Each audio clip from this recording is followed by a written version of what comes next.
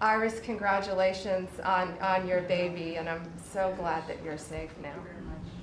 Thank you. Thank you, Pam, very much. Great. Mr. VP, would you like to say something? Yes, sir. I'll be brief, but I want to congratulate you and the entire team on all the things that have been accomplished. You'll hear about a lot of it. You've already heard some of it, but I thought it would be helpful, Mr. President, just to take stock, not just of what we've accomplished, what we will accomplish, but of the mess that we inherited, because I think it makes this first Labor Day a bigger and more special occasion. You heard, I think, Christy talk about this, that all of the net job growth under the Biden administration had gone to the foreign born. Now that net job growth is going to American citizens who deserve opportunity in their own country. That's a great accomplishment. You'll hear, I'm sure, Scott talk about the success with tariffs. People forget that we inherited the largest peacetime deficit in the history of the United States of America. And now, because the president is not letting foreign countries take advantage of us, we're collecting hundreds of billions of dollars, trillions of dollars over 10 years in tariffs from countries and companies that were formerly taking advantage of the American people. You heard Pam talk about the public safety and the success that we've had there. I happen to believe that maybe the most sacred thing that we can deliver to American workers is the ability to live safely and comfortably in their own neighborhoods. Public safety is not just something that should belong to the wealthy, it should belong to every working man and woman in the United States of America. And because of the work of this administration, that is happening.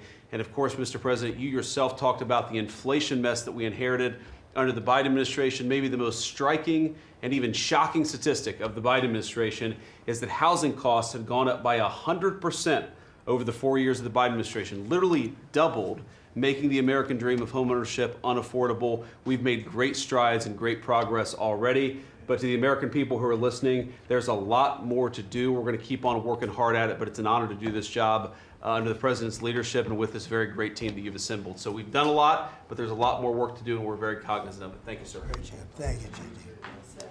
Scott? Good. Sir, as we've said very often, economic security is national security, and our country has never been so secure thanks to you. You have brought us back from the edge. You have the overwhelming mandate from the American people. You're restoring confidence in government, a topic that is on the front of everyone's mind, the Federal Reserve. The Federal Reserve's independence comes from a political arrangement between itself and the American public. Having the public's trust is the only thing that gives it credibility, and you, sir, are restoring trust to government.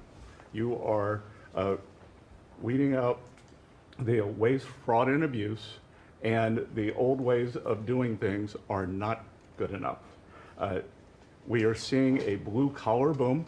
In the first 7 months of your administration, real blue-collar wages have taken off. And the only other time that they've done this in the past 70 years was in your previous term. Your efforts on tax, trade, and deregulation have boosted paychecks for American workers while slowing the pace of inflation and lowering the cost of energy. Inflation has plummeted to just 1.9% since you took office, and the economy rebounded with real GDP surging 3% last quarter. The blue-collar boom coincides with a CapEx comeback. In anticipation of your one big beautiful bill becoming law, CapEx increased by American businesses by nearly 14% in the first half of this year. And as you and I talk about frequently, and as that chart or that photo attests, we are going to see, I believe, a bigger CapEx boom from here. This is just the beginning, just the beginning. You have saved this country by making it the best place in the world to do business again. Treasury is helping to implement these new provisions, as well as no tax on tips, no tax on overtime, and no tax on Social Security. This weekend, I will be meeting with workers from local restaurants to discuss the positive impacts of the pro-labor reforms on no tax on tips. And I have to tell you, thanks to you, when I go into a restaurant or stop by a hotel doorman, I am the most popular person there. And since my first job at age 9 was as a busboy getting tips, I am going to spend Labor Day going from restaurant to restaurant talking to workers who receive substantial amount of tip income. So I'll hear directly from them how your one big beautiful bill is increasing their take-home pay and making a big difference. Now, we can also talk, that is domestic. On the international front, you have leveled the international trading system whereby countries took advantage of us, and that's over. It's over. The Treasury Department is taking in record tariff revenues that I had been saying was running at a rate of $300 billion a year. You chastised me for saying that it's not, that number is too low, and as usual, you're right, that we had a substantial jump from July to August, and I think we're going to see a bigger jump from August to September. So I think we could be on our way well over $500 billion, maybe towards the $1 trillion number. This administration, your administration, has made a meaningful dent in the budget deficit. The average budget deficit during this term is 26% less than the last 12 months under Biden. And even the CBO, and we don't agree with CBO on everything, as you said, last Friday, on a summer Friday, had to admit that they believe over the next 10 years, the budget deficit will be $4 trillion lower than they had previously scored. $4 trillion, 3.3 trillion of tariff income, 700 billion of lower interest cost, and I would expect that that number could go up from here. So, Mr. President, your return to the White House marked the return of the American worker. Thank you for reclaiming Labor Day for the American people. You're growing the economy for everyone, especially the middle and lower income households who suffered disproportionately under the last administration, and it's an honor to do this under your leadership. Great job. You're doing great. Thank you very much, Scott. Brooke? Sir, I dropped my second son off at college last week. And I wasn't planning to say this, but just listening to everybody, I wanted to put a little bit of a personal touch on this work. He started his freshman year yesterday at Texas A&M, for all my SEC friends in the room. Thank you for saving college football, by the way. We're all very grateful. The country just feels different. It just feels different. There's such a optimism and a love. There's a faith movement going through, especially with our younger Americans. And for those of us with kids in college, I know we feel it. And I experienced it firsthand last week, moving him and my other older son in as well. As we move toward Labor Day, you have made a lot of dreams come true for a lot of people, but one of my longtime dreams was for the right to recapture Labor Day. And I've been talking about this for almost 20 years and writing about it, that why are we ceding the day that we are celebrating the American worker to the Democrats? Because this is our day. Perhaps of any day of the entire year, this is our day. America was founded and fought for by fishermen and farmers and workmen and et cetera. The Genesis, the first book of the Bible, talks about the righteousness of work and the art of creation. And so to be part of this effort to represent the farmers, the ranchers, the agriculture industry at this moment in time, which I do believe we're in a revolution. 1776 was the first one, 1863 or so with Abraham Lincoln was the second. This is the third with Donald Trump leading the way. And we are saving America. And the idea that we are putting the worker, the very central component of the American dream at the center of it, is the reason that it is so.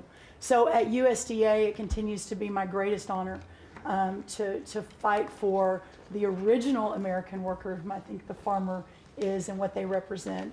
And as we are building new systems and new structures, as we have this year going to have the best harvest on record for our row croppers and others, what this team has done and is doing to open up those markets to ensure that these farmers can continue to return prosperity to rural America. I'll finish with this. This morning, we had a working group with 6 of our cabinet members. Bobby Kennedy representing healthcare, Linda McMahon education, Lee Zeldin deregulation, Kelly Loeffler small business, Lori Chavez Tarimmer labor, and Scotty Turner housing. and how you leading the way in your vision, how that will return the golden age to rural America, to the very fabric of our country. And whether it's better hospitals, better education, more opportunity, less government, better and bigger small businesses, better opportunities for our workers, and better housing, and of course the agriculture piece of that, through the big, beautiful bill, the bill, what it did, the greatest investment in rural America in history. And now the opportunity to effectuate that is, again, a game changer, a country saver, and what a joy to be able to do it under your leadership. So thank you, sir. Really good, thank you. Beautifully stated, thank you very much. Scott? Yes, sir. Thank you, Mr. President. I'm so grateful to be here to celebrate Labor Day with the greatest team in America. And it is football season, so I'm happy about that. But Mr. President, I want to say thank you for, as Brooke said, reclaiming Labor Day. And you've been a tremendous champion for the American worker. I come from a hard-working family, as many people around this table do. And so thank you for helping us to change the conversation. And I believe we are changing the conversation around the kitchen table. And as everybody knows, you know, my job is to steward HUD. And we have at HUD been very intentional about changing the conversation about the dignity of work and the dignity and the honor of family formation through work. And how the younger generation, when they see their parents work, how they're incentivized to work. And that, you know, America is not a welfare state, but America was built on small business. It was built on entrepreneurship. And so as it pertains to housing, we're being very focused on that, and even some that receive HUD funding to make sure, like our Section 3, when you receive HUD funding, that you are given opportunities for the most vulnerable Americans that you serve to have work, to have opportunities to work, to have work requirements. Work requirements are not a bad word, that's a great word. Time limits is a great word to incentivize people, able-bodied, able-minded people to work. And I believe that we are, under your leadership, sir, changing that conversation in America to where working is an honorable thing. And Secretary Wright talked about revitalization. Revitalization means to bring new life. And I believe we're bringing new life to America, Mr. President, through work and through all the jobs that people are doing around this table. And with the one big beautiful bill, the most extensive tax break in American history, opportunity zones are now made permanent. And you know how passionate I am, and you are too, sir, about opportunity zones. And so this will allow us to continue to build affordable housing around our country. And Mr. Vice President, I'm coming your way. I'm coming to Columbus later this week and to see how we can continue to build affordable housing in our country with opportunity zones. And you know, 1 million people, Mr. President, were lifted out of poverty because of opportunity zones. $90 billion of private money was invested in opportunity zones, urban, tribal, and rural. And now that they've been made permanent, we're looking for millions more to be lifted out of poverty, $100 billion to be invested, hundreds of thousands of jobs to be created, hundreds of thousands of units of housing to come online. And so, sir, I sit here very excited about the future of this country. I'm very proud to be at this table, humbled to do so. And HUD, we're on a good path. So thank you for all your support and helping us, sir. Thank you very much. God bless you. And I want to give credit to Tim Scott, great senator from a place called South Carolina that we love, right? And Tim really came up with opportunity zones, and we did a good job of working with him, and together we created something that nobody speaks of very much, but it's probably the most successful thing that's ever been done of its kind. It's been amazing. So Tim Scott deserves a lot of credit for that. Okay? Thank you. Thank you. So Russell, go ahead. Thank you, Mr. President. And I get the opportunity to go hand by hand with all of these people as they move their deregs through the Office of Management and Budget. And I wanted to zoom out for a second. In the first term, you gave us a goal of 2 for 1. And then we outperformed it through your leadership. We came in at around 5.5, 6 for 1. And then as you're running for your second term, you put out a goal that when you put it out, I was thinking to myself, that's going to be a pretty ambitious goal. You said 10 for 1. Well, where we are right now, in just 1 month, in 1 year, basically 8 months, we are at 245 deregulatory initiatives planned by these agencies. That comes out to 30 for one. So we are making incredible strides. And you know, as you're focused on the details of each one, I mean, these aren't small things. Endangerment finding is one of the most deregulatory things we've in the history of this country. NEPA reform, incredibly deregulatory. WOTUS just came in, which is Waters of the United States. So every single one of these agencies is doing incredible work when it comes to deregulatory, and when you add that to the work being done to get us going on energy, reduce spending, we're going to lower costs for the American people, we're going to be able to have innovative jobs and get them back to work. So thank you for your leadership, Mr. President. Thank you. Great job, Russell. Appreciate it. John, central casting, I call him. He's central. Well, Mr. President, I'm grateful to be with everyone today, and as we're talking about jobs and workforce at CIA, consistent with your directives to all of us, we've embraced your mantra for a leaner, more effective, more efficient workforce. But at CIA, Mr. President, we had an additional challenge because, as you know, at times, our workforce had been misdirected. Its focus put on political narratives, some that even worked against you and always worked against the American people. I heard about that. But under your leadership and your direction, we have been focused back on the core mission of what CIA is supposed to be doing, which is to provide you and this entire incredible team around the table with a decisive strategic advantage in accomplishing your goals. And your success in that regard, the examples are clear and many. With regard to Iran, everyone knows that our DoD partners executed that mission flawlessly. But flawless military operations are subject to flawless intelligence. And as you know, Mr. President, CIA was the backbone in terms of its intelligence operations in providing that flawless execution that allowed you and your team to obliterate Iranian nuclear facilities and set back a nuclear program by years. Likewise, with regard to your ability to prevent and to preempt wars between India and Pakistan, between Armenia and Azerbaijan, between Rwanda and the Democratic Republic of Congo. In all those cases, CIA intelligence supported you and your entire team in making that possible. It's not just you, it's the folks around this table, Secretary Besson, Secretary Lucknick, Trade Representative Greer, and their great successful negotiations on trade and tariffs, again, was a CIA workforce working to enable them to accomplish your goals. So as we roll into Labor Day, I tell you that the CIA workforce at the Trump CIA is grateful to be focused on what it's supposed to be, which is helping you prevent and end wars and to make America safer. Thank you very much. You've been really fantastic, but I'm not surprised. I've known John a long time. I'm not surprised at all. Thank you very much. Steve, please. Mr. President, working for this government, for you, is the greatest honor of my life. I tell it to everybody, and I really do feel that way, and I thank you, because it's a privilege to go out there and represent you in your humanitarian effort, in your goals of solving conflicts all over the world.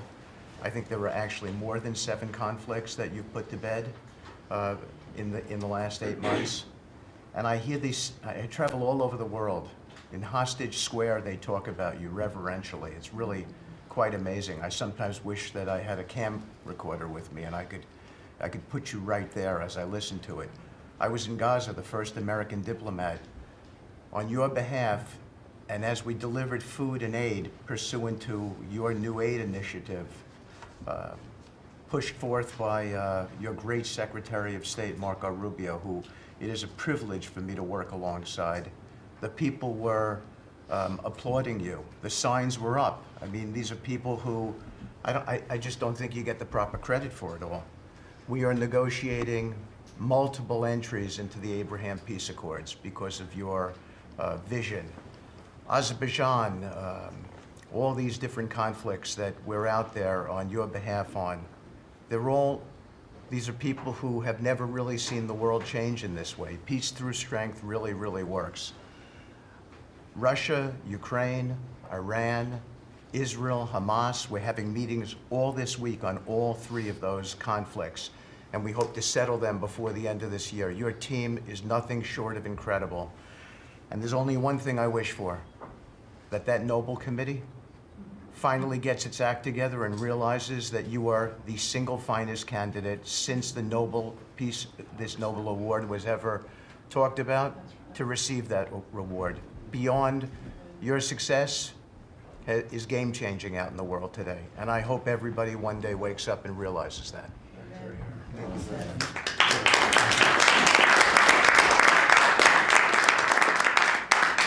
Thank you, Steve. Jameson, please. Mr. President, I like to think of Labor Day as the Trump trade policy day, because everyone around this table and everyone listening knows that one of the major reasons why American workers and organized labor voted for you is because of your trade policy and the policies you've had and advocated for 40 years or more. You have reset global trade policy in the past few months, and it shows that it's been working for American workers. When you look at President Biden, in the last quarter of 2024, median weekly earnings fell 2.1%. In the first quarter of your term, they went up 3.3%. And that's why we're doing the trade policy we're doing. It's to help the workers of the United States of America. And they're the best in the world, but they can't do it without a level playing field. And you have flipped the script. For many years, the other countries had high tariffs and high non-tariff barriers, while we were open to all of their labor and services and goods and capital. You flipped it. Now we have the tariffs, and they have lowered theirs and the non-tariff barriers. And we couldn't have done it without you and the leverage you've created. So between the tariffs and the deals, the hot streak continues for the workers of America. So thank you. Thank you very much. Really good job, by the way. He's a good negotiator. Very good negotiator. Thank you. Please. Yeah. Well, Mr. President, I feel like, as everybody here has talked about how great working with this team is and all, but I do feel a special need that you've given me the privilege of working with the best of America. I get to take care of the veterans. I get to take care of the veterans who Labor Day really finds its roots in, if you think about it. We wouldn't have Labor Day if it wasn't for men and women who would leave their jobs and go fight this nation's battles to keep us free and independent so that they would have jobs to come home to. And over the past few years, they've been coming home to many times a government that was keeping them back, holding them back, taxing them, regulating them. And now we have veterans who represent the bill, the big, beautiful bill, they're the beneficiaries of. And I get to see them all the time because they're receiving the benefit, because they see the jobs, they see the care that they're being given. And these veterans can look at their country with pride, knowing that we're taking care of them, just like you told me to do. When your only statement you said to me, I asked you what to do, you said, go take care of my veterans. Well, that's what we're doing. One of the other things we're doing right now is, for many of you, I love to hear how you're deregulating everything, and I've worked from Congress and worked with many of you before.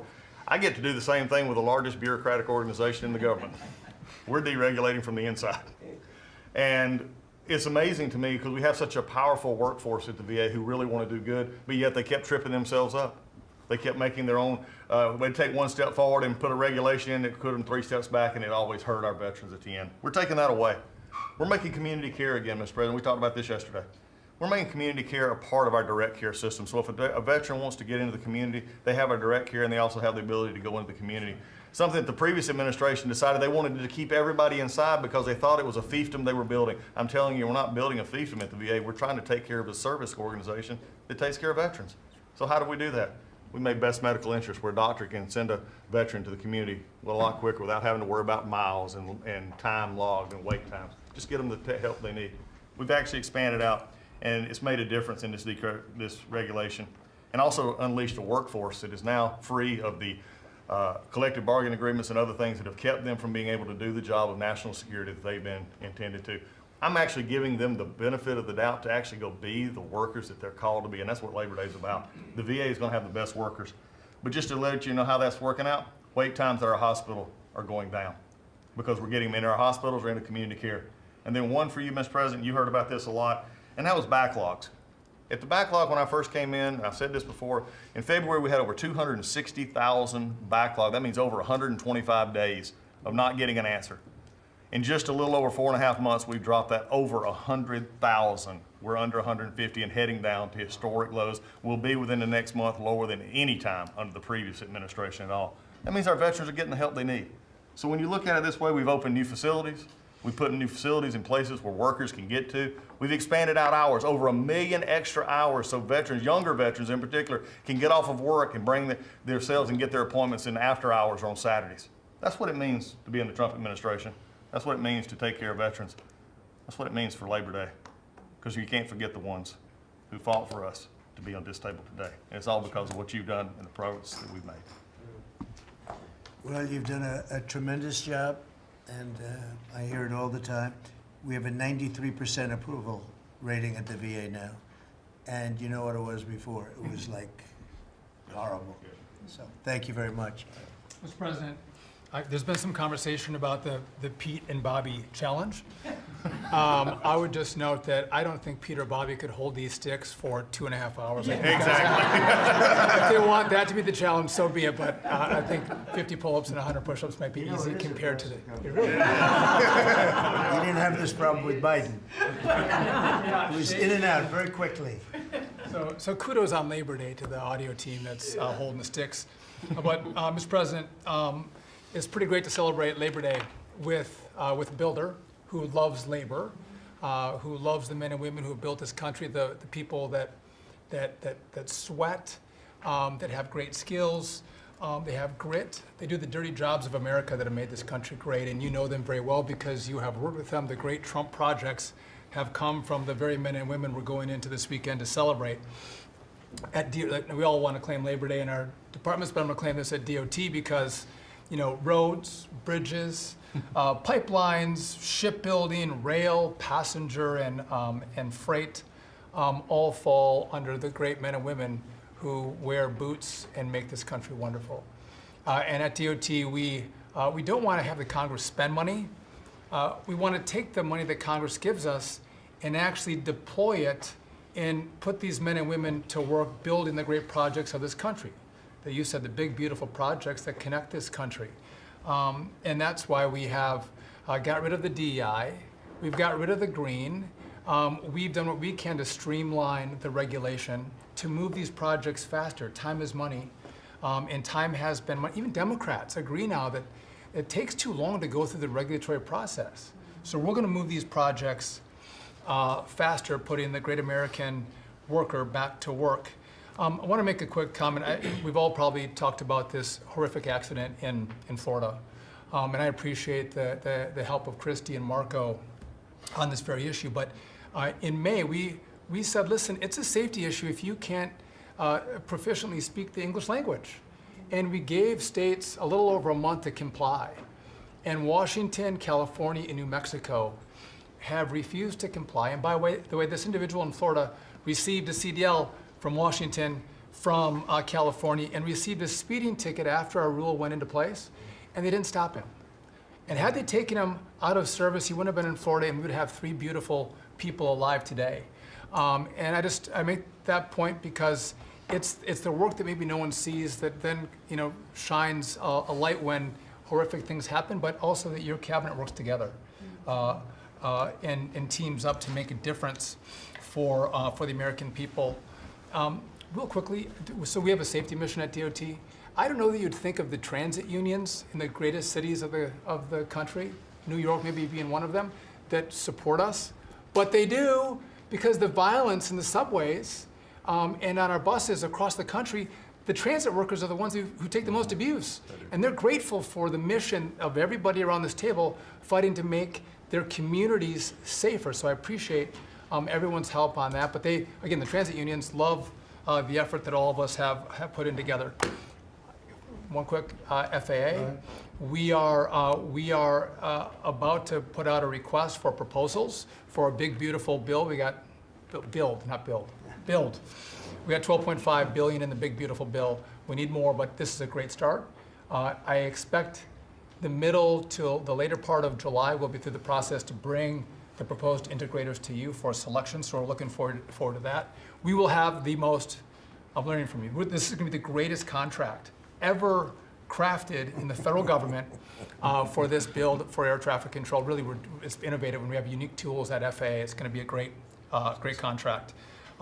Bobby left me out of the windmill conversation, Bobby, but so there was a study done in the last administration that said if you build windmills 1.2 miles, within 1.2 miles from a roadway, it can mess up the automation and technology on a car. Same thing 1.2 miles from rail. The last administration buried that report, Mr. President. And so now what we've said is, what we're going to do is say, listen, I'm sorry, it is a safety risk to build windmills this close to roads. By the way, they want to build them by roads and by rail. We're going to say no more. It is a safety risk, and we have a report to show that. And just real quick. That's a good idea. That's great. Good team effort. I wasn't invited to the party, but I'm still going to throw in for the party. Maybe next time, Bobby. One last thing. We have this Mars to Moon mission at NASA. No, Moon to Mars mission. Sorry about that. But sometimes people think that space doesn't matter to them. But if you look at every rocket that's launched, the machinists, the truck drivers, the electricians, the welders that build these rockets in the industry that has developed over the course of the last 10 years in space, it's truly remarkable. It's not just rich guys sending up rockets in partnership with NASA. There's a whole industry of working men and women who we celebrate this weekend that build, refurbish, design the rockets that are making America the leader in space. So thank you for your leadership, and happy to celebrate this weekend with you, Mr. President. Really great. And he is doing a good job at NASA too, and we are, I think we'll have some pretty exciting announcements. And you enjoy it. And fun. I said, how about temporary? He said, well, can I go a little bit longer? He loves it. He loves it, and he's doing a really good job. Thank you very much. Appreciate it. Howard, please. So, making America great again is one of the key statements, and people don't always understand what you mean. So, we always talk about 1870 to 1913, but in the mid-1980s, America owned more of the rest of the world than they owned of us. We owned $140 billion of the rest of the world net of what they owned of us.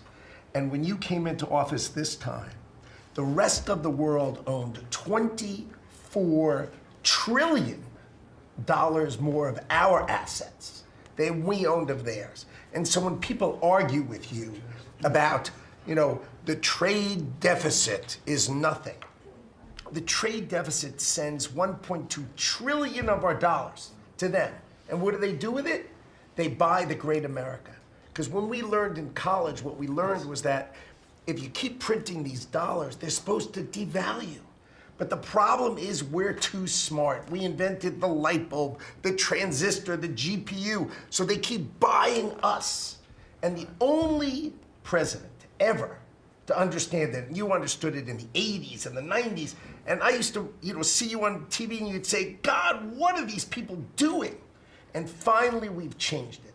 So let's go over what we've changed. So Japan and Korea, they're never gonna open their markets to us. So we've negotiated $900 billion that they're giving you to invest in national and economic security in America. The European Union, the second largest economy, $20 trillion. And all the experts said, you'd never get a deal done with them. And watching you in Scotland was my favorite thing, right? 15%, they'll pay us 15%, and we will pay zero. So we can export to their $20 trillion economy, and they can pay to come to the great American consumer, right? So, a couple of other things. 4 days before you took office, the Commerce Department, which had the CHIPS money, they set up this thing called NatCast, which was a make-believe not-for-profit. And they signed contracts to wire them $7.4 billion. This was just nonsense. So we stopped the payment. We've got the money. It's an illegal thing to try to set up a department that's not the Department of Commerce, that kind of acts like the Department of Commerce. And what was it filled with? All these people who worked for the Biden administration. I mean, it's exact corruption that you talk about. $7.4 billion now clawed back. Last week was the most fun. In 1 week, Intel came in, right? The Biden administration had given $11 billion to Intel, given it to them, done. Corporate just gift. And you turn that into really, it was like less than 5 minutes of conversation, and Intel agreed to give us 10% of their company, which of course was worth $11 billion. So it's not socialism. This is capitalism. If you give someone $11 billion who's just building in America, they're not doing something special, they're building in America. And their CEO told the president he didn't need the grant. And you said, well, then why don't we get something for it? So it's amazing. You're going to watch semiconductors come home, right? We don't produce semiconductors. We've got $165 billion for TSMC, but you're going to watch the whole ecosystem come home because Donald Trump is the only president who understands the magnet to make them come home is one word, which used to be your favorite word. Now it's dropped to number 4, which is tariffs, right? Tariffs are going to bring semiconductors home. They are going to empower Bobby to execute MFN. Tariffs are going to be one of those tools that he's going to use to do that. We're going to do it for furniture. We're getting autos. We got steel, aluminum. I mean, it has been a blast, a blast. So 2 more things. The Department of Commerce is going to start issuing its statistics on the blockchain because you are the crypto president, and we are going to put out GDP on the blockchain so people can use the blockchain for data distribution, and then we're going to make that available to the entire government so all of you can do it. We're just ironing out all the details so we can do it. Patents. We have given tens, if not hundreds of billions of dollars to universities for them to do research, and they invent things. And you know who owns those patents? The universities. So we are going to make a deal with them all, which is if we give them the money, don't you think it's fair that the United States of America and the taxpayers who funded it get a piece of that, right? So we wrote a letter to Harvard, so Linda and I working together. I mean, it's so much fun to work with everybody here. I mean, we just have a blast, because Linda's hitting Harvard and she says, what can we do? And now we send them a patent letter and we'll hit them again. So we're having fun together. This is the greatest cabinet working for the greatest president, and I just want to say thank you. I'm having the time of my life working for you, Mr. President. Thank you. That was very well stated, wasn't it? Some things people don't think of too much. Thank you very much. Great job. Pete?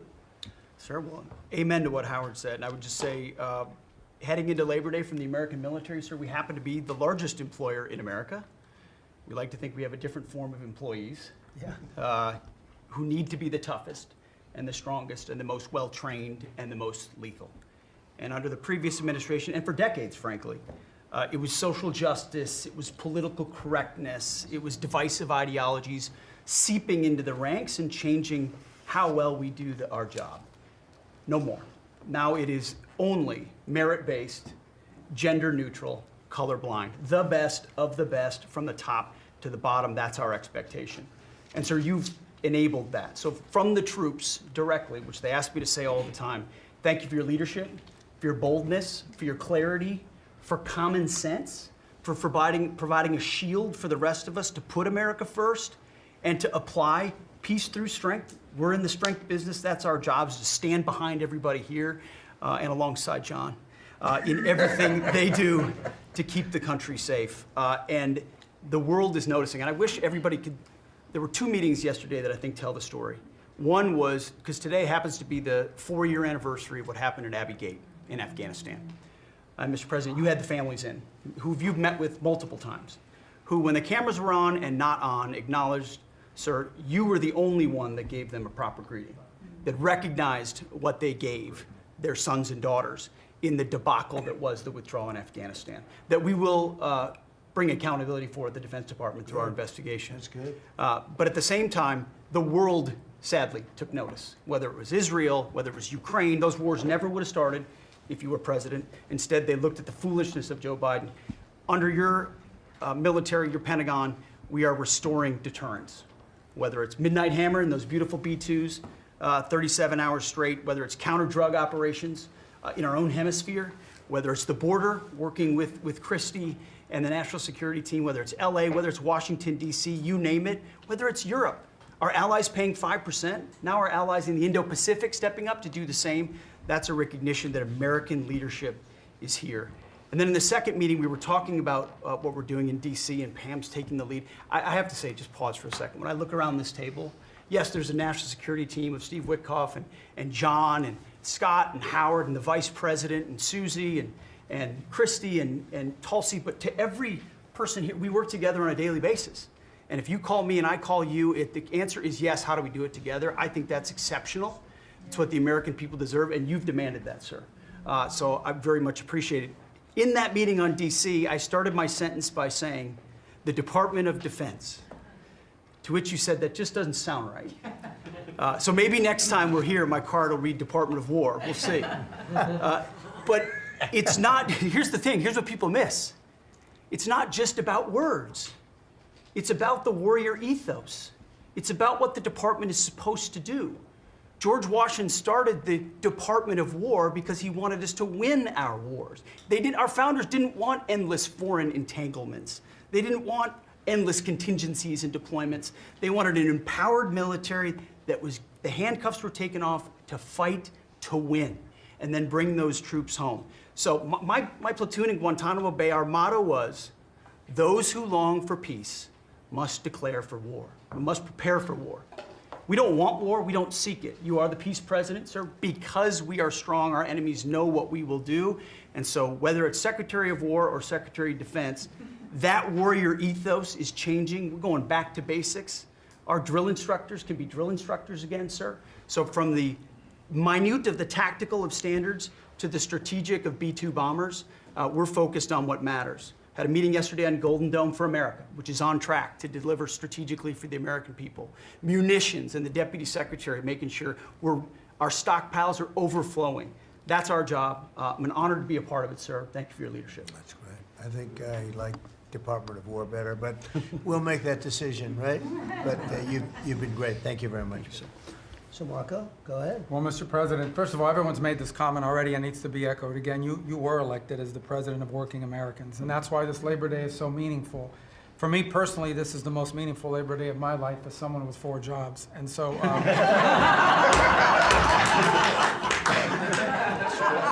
it's true.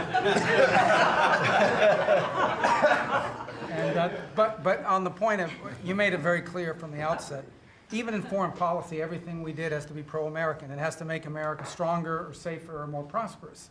And there's just a few things I want to touch to because it involves your team under your leadership making it happen. The first is, for the first time in the modern era, we are truly on offense against organized cartels that are pumping poison, killer poison, into our cities. And that's a team effort. It's Christie's team, it's Pete's team, it's Pam's team, and obviously it's under your leadership. And by the way, we're getting incredible economic international cooperation. Countries just in the last week, Ecuador, Paraguay, Guyana, Trinidad, today Argentina, all joining us or trying to be helpful in advancing this. And this just, one thing is we're going to stop drugs from coming in and we're having record seizures, but another thing is to build an international coalition against the scourge on the international stage. The second is mass migration, illegal mass migration, which is dangerous for the country but harmful for American workers. What's happening on the border is essential, but it's not just what's happening on the border. And again, Christy and her team have been essential in this. We have countries all over the world that are actually helping us, whether it's through safe third country agreements, whether through it's stopping the migration flow from coming here in the first place. Incredible international cooperation. You've redefined our border. It's no longer just our physical border. We are doing things ahead of time to prevent this from happening and getting cooperations from countries that we've never seen before. And last, I would say, and Steve touched upon this, who by the way is doing a phenomenal job. Steve is both a great negotiator and he's also a nice guy, which are 2 tough things to pull off together. But it's incredible. But we both work for the peacemaker in chief. Think about it, how fortunate we are as Americans to have a president who's made peace a priority. And just since the last time we've met, there was a war going on in Cambodia and Thailand. Between Cambodia and Thailand. The president just picks up the phone and tells them to stop fighting, and within 72 hours, the fighting had stopped. There's no other leader in the world that could have done it. And the fact that you were willing to spend time to do that and to make it happen is, of course, essential. And then the war that didn't happen because of Azerbaijan and Armenia coming here to sign that peace deal, which is historic in so many countries. You know, I mean, countries said, "I think it's never going to happen. It isn't possible," and it occurred, Mr. President, because of your leadership. And then on a point of personal privilege, I wasn't even going to raise it. I haven't even talked to you about this. It's a little controversial, but I think I need to bring it up at this time of year. This thing about people getting married on Saturdays during college football season is a scourge, Mr. President. It's dividing families. I don't know if we can have an executive order on this. It's insane, but it's really difficult. There's 7 other months of the year that people can get married, so I just wanted to say that because it's very, very difficult. Thank you. Fantastic. Thank you very much.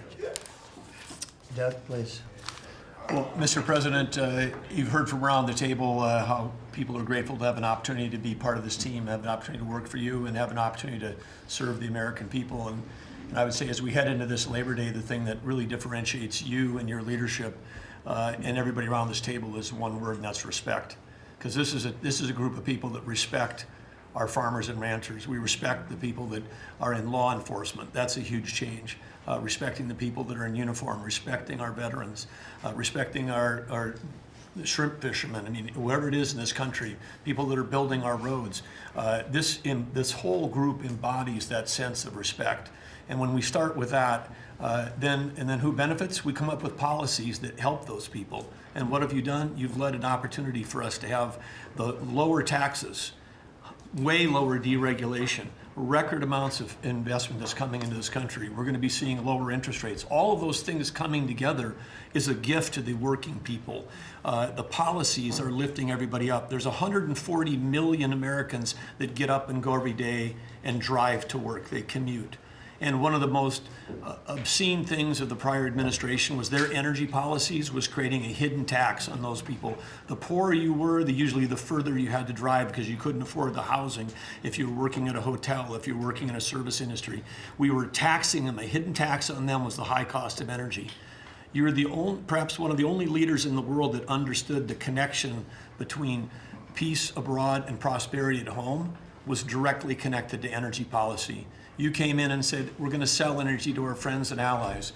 We're going to bring prosperity at home through policies here by having lower energy prices. And we're going to stop funding wars abroad with energy policies that help their adversaries and hurt us. You said we're going to sell energy to our friends and allies. And with the work that Jameson and Howard and Scott and everyone has done on these trade deals, we're going to have an opportunity to have a renaissance in American energy, selling energy to the world, which is going to help bring peace abroad. But the real key thing in closing I want to say is 2 things. One has to do with the U.S. Park Police. That's the group here in Washington, D.C. They're the oldest uniform law enforcement group in the nation.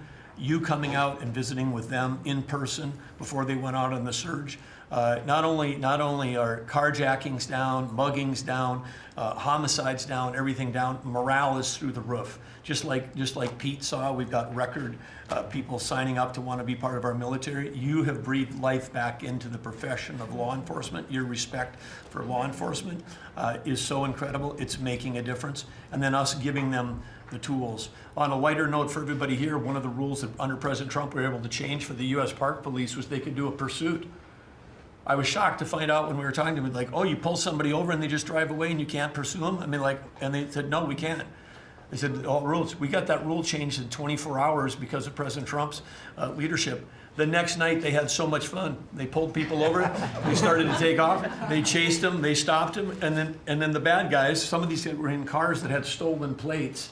So they take the plate off. They steal them off somebody else's car. They know that the plate doesn't match. They know they're doing this thing. The bad guys in the car said, you're not supposed to chase us. Like, you're breaking the rules. The bad guys are telling us to bring them. No, we're back in action. So it's like, and so the morale is high. They all wanted to say thank you to you. Yesterday, you announced increasing the number of U.S. Park Police that we're going to hire. This is the group that protects not only our sacred monuments of democracy here, but also the Statue of Liberty and the Golden Gate. This is a great group. But on behalf of all law enforcement, we say thank you. And as Chris Wright was talking about electricity, I want to close with that.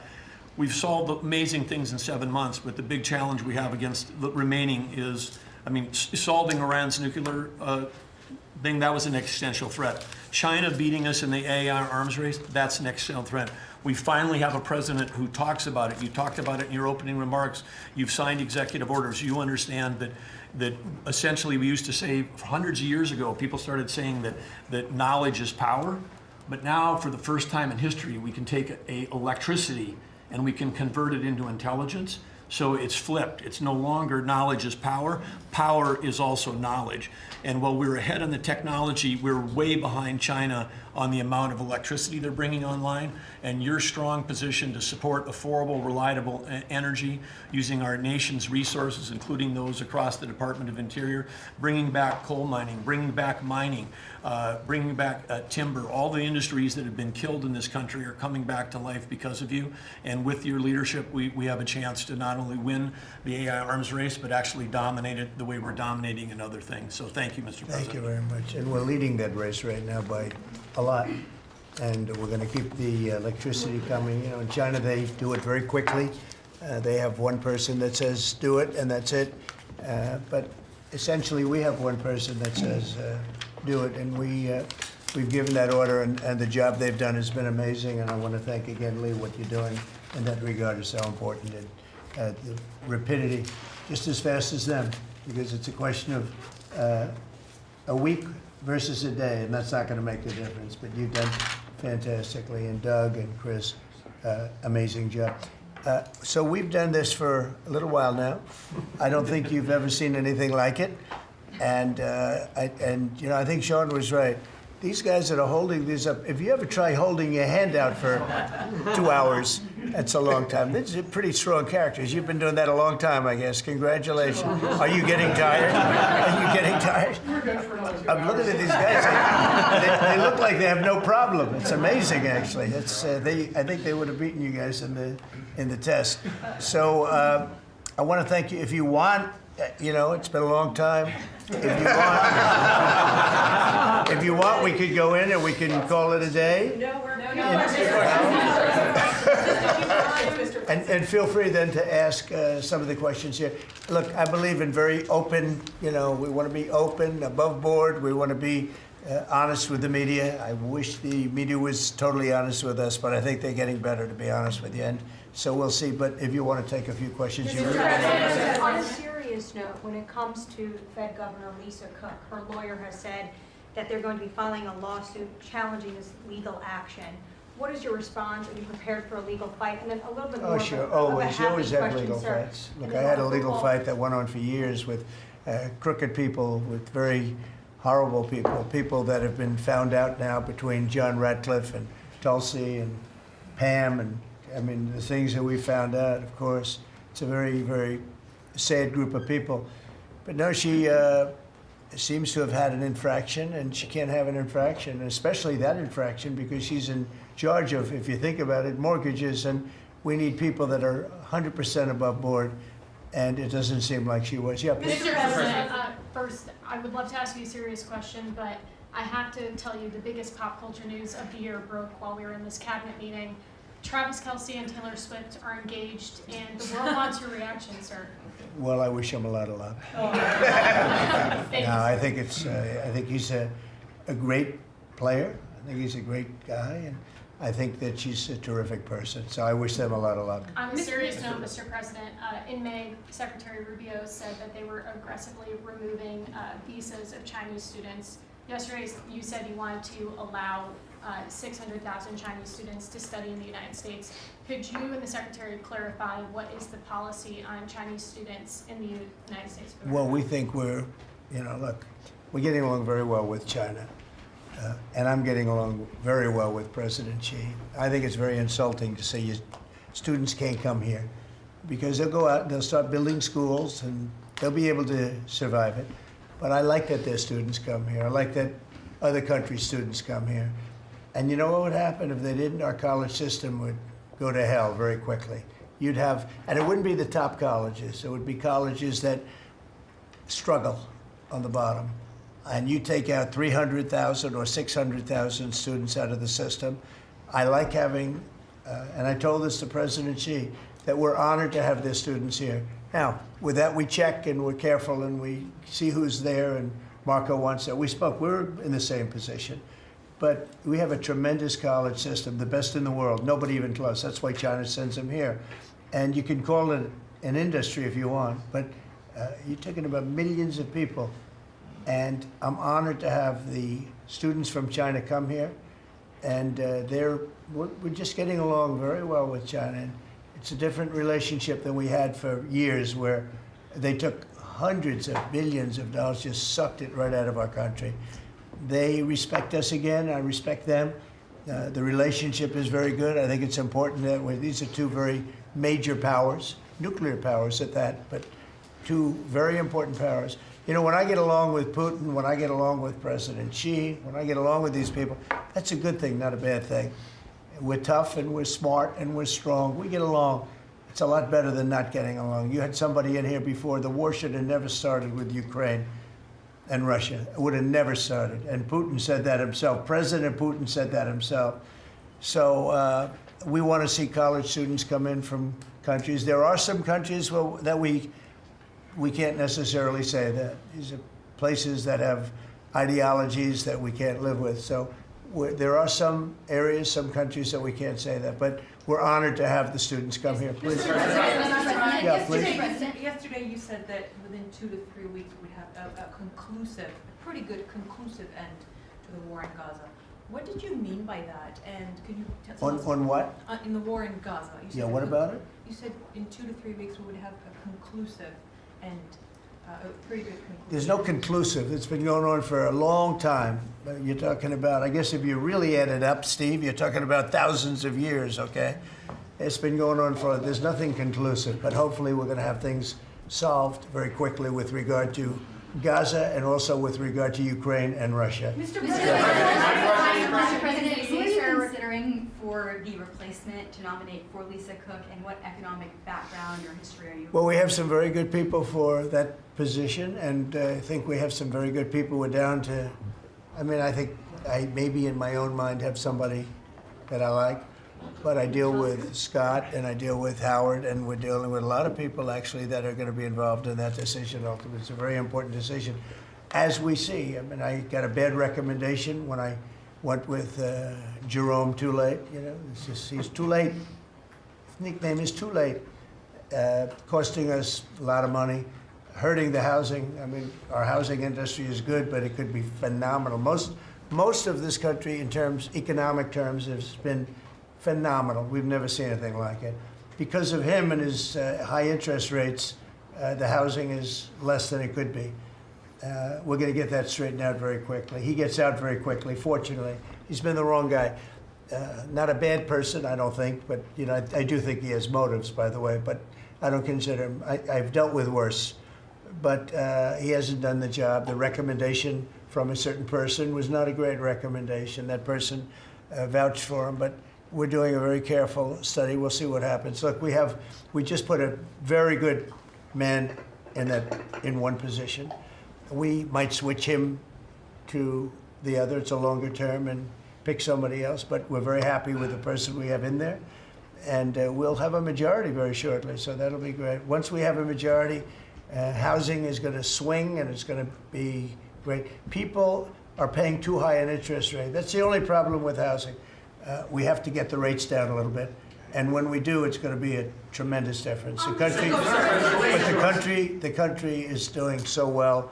It sort of blows through the fact that we have a man who's too late and not doing a very good job. Please, in blue. Mr. President, regarding crime in D.C., something that might help especially ladies is being able to carry. I know you've talked about reciprocal carry. Would you like for that to apply here in Washington, D.C.? When you say carry, I assume you're talking about carry what we're talking Concealed about, right? or, yeah. In other words, carry a gun. Is that right? Would you like to carry a gun? I would like to, yes, sir. You'd feel a hell of a lot better, right? I absolutely would. I agree with you 100%, okay? Okay, great. But I'll tell you, within another couple of weeks, it's hard to believe what's been accomplished in 12 days, but within another couple of weeks, you won't have to carry. You're not going to have to carry. You're going to be safe. People are safe now.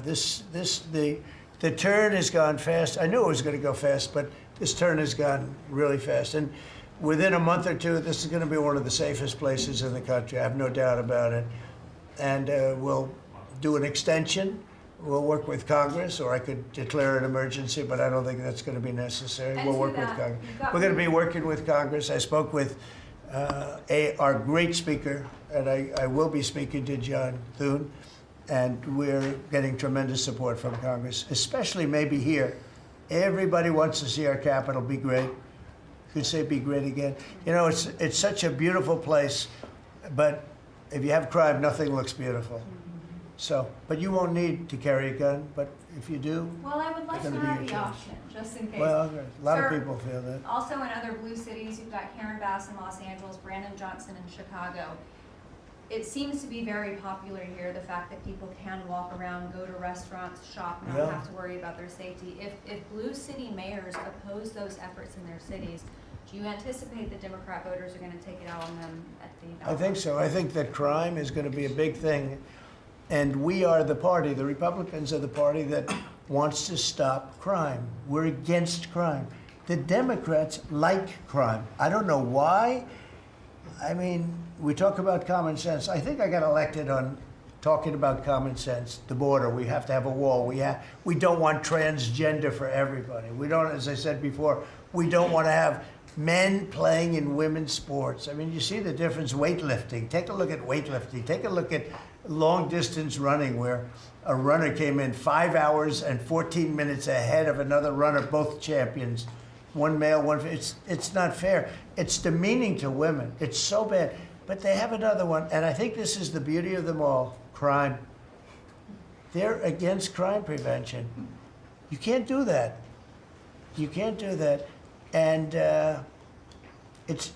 I think to myself, I say, is there some game? You know, they're smart people. Is there anybody that could cheat like that in elections is smart, okay?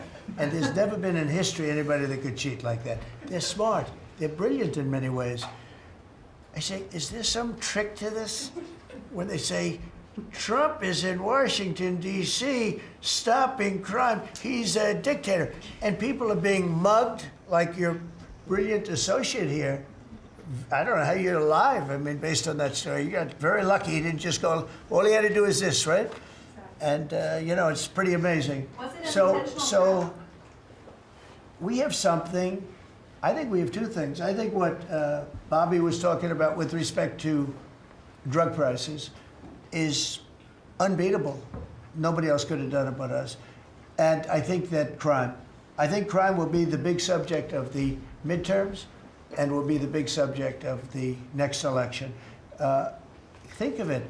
They are, instead of saying, Trump's right about crime, it's really bad in Chicago. You have a guy in Illinois, the governor of Illinois, saying that crime has been much better in Chicago recently, and Trump is a dictator.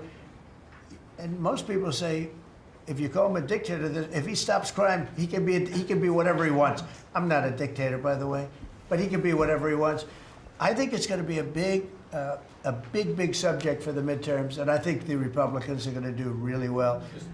They called it a trap. This Democrat consultant, they said, he's put him in a trap again, because these are all traps. You know, 80-20, but they're not 80-20. They're almost 100-0, all these issues.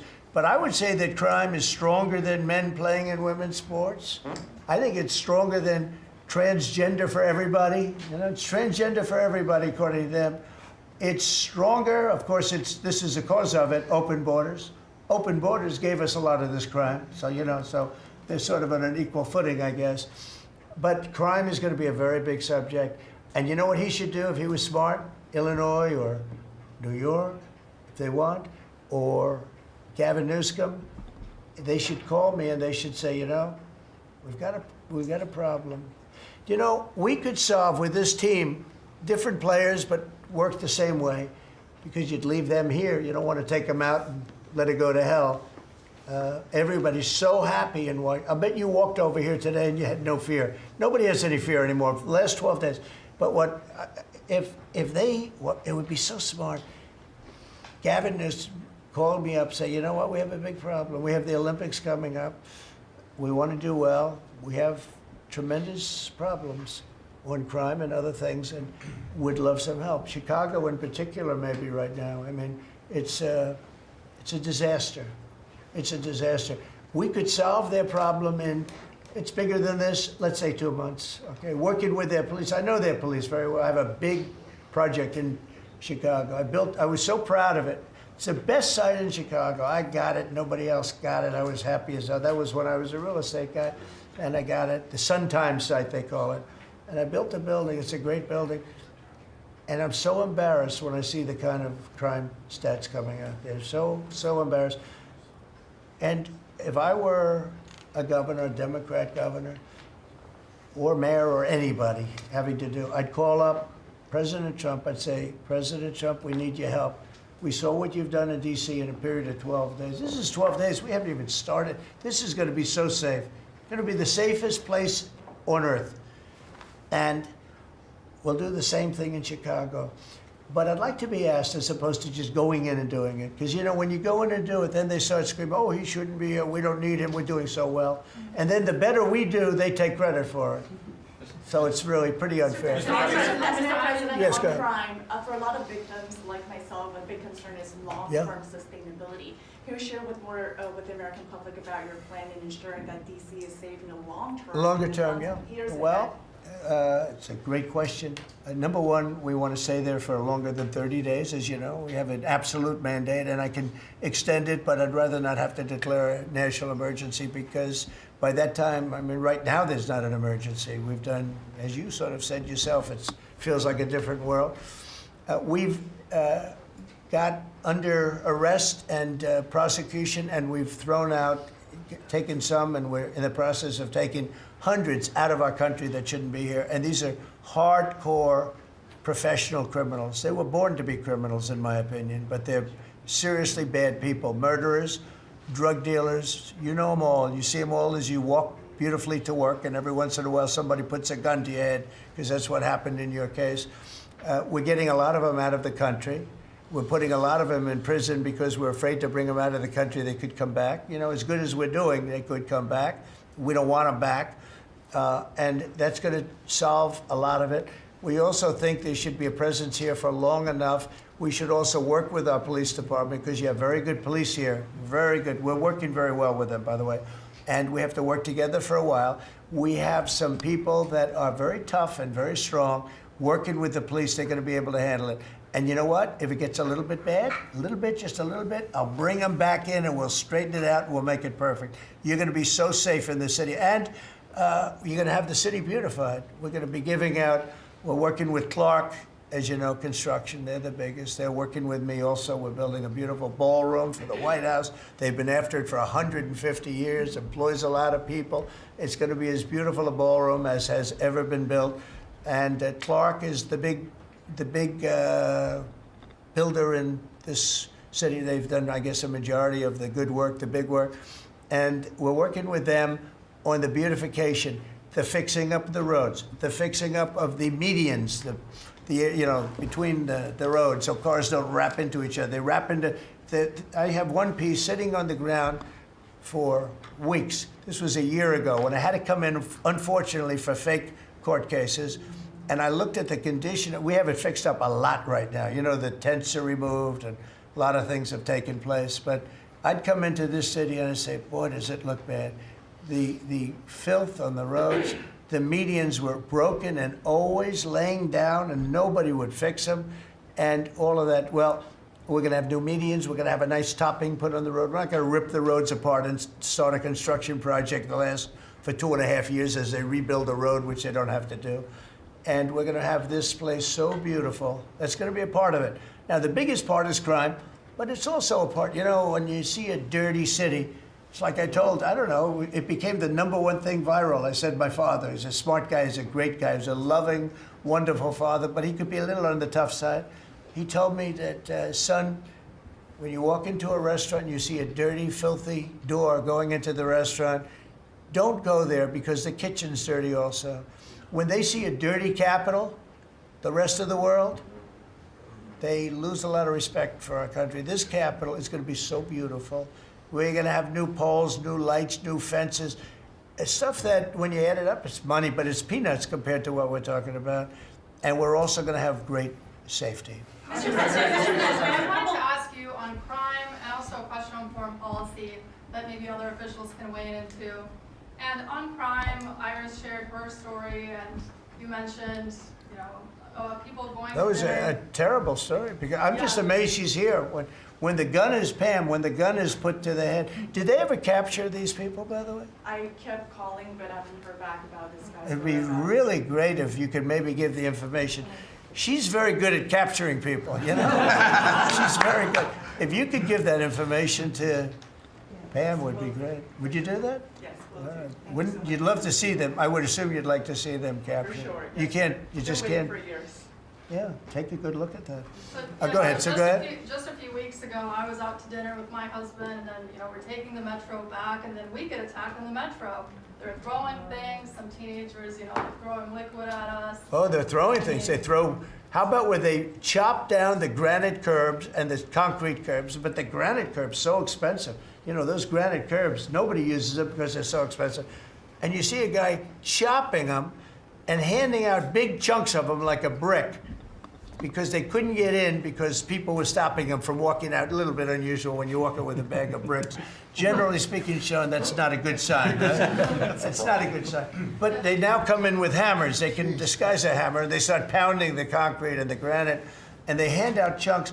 And those people take those chunks and start throwing them at cops, or they stand on the top of bridges and they drop them down into the windshield of your car, and you get killed running into a light pole. It's those days are over. I wanted to ask you, Governor Hochul, Kathy Hochul, said that she spoke to you on the phone, and you said you might send National Guard troops to New York. You mentioned that. So will you? I'd love to do it if she'd like. I get along with Kathy. If she'd like to do that, I would do it. See, look, New York has difficulty like other, and I don't want to make this bite. I want to make this like friendly, but the places we're talking about happen to be virtually all Democrat run. Now, take a look at your 25 places that are most troubled. Everyone, except maybe one, and it's way back in number 24 or 25, but essentially 25 out of 25 are run by Democrats, and cashless bail was a disaster. When they did that, and I believe it was instituted first in New York, but when they did cashless bail, that was a tragedy for this, because that's when it really started getting bad. When somebody kills somebody, you don't say you can come out, you don't have to put up anything. You put that person in jail, and you find out whether or not it's true, but you don't give cashless bail with a promise to come back in a couple of months, we'll start talking to you. Because they go out and they kill other people, and you can't do that. The cashless bail has been, you know, it's just a woke thing. It's got to stop.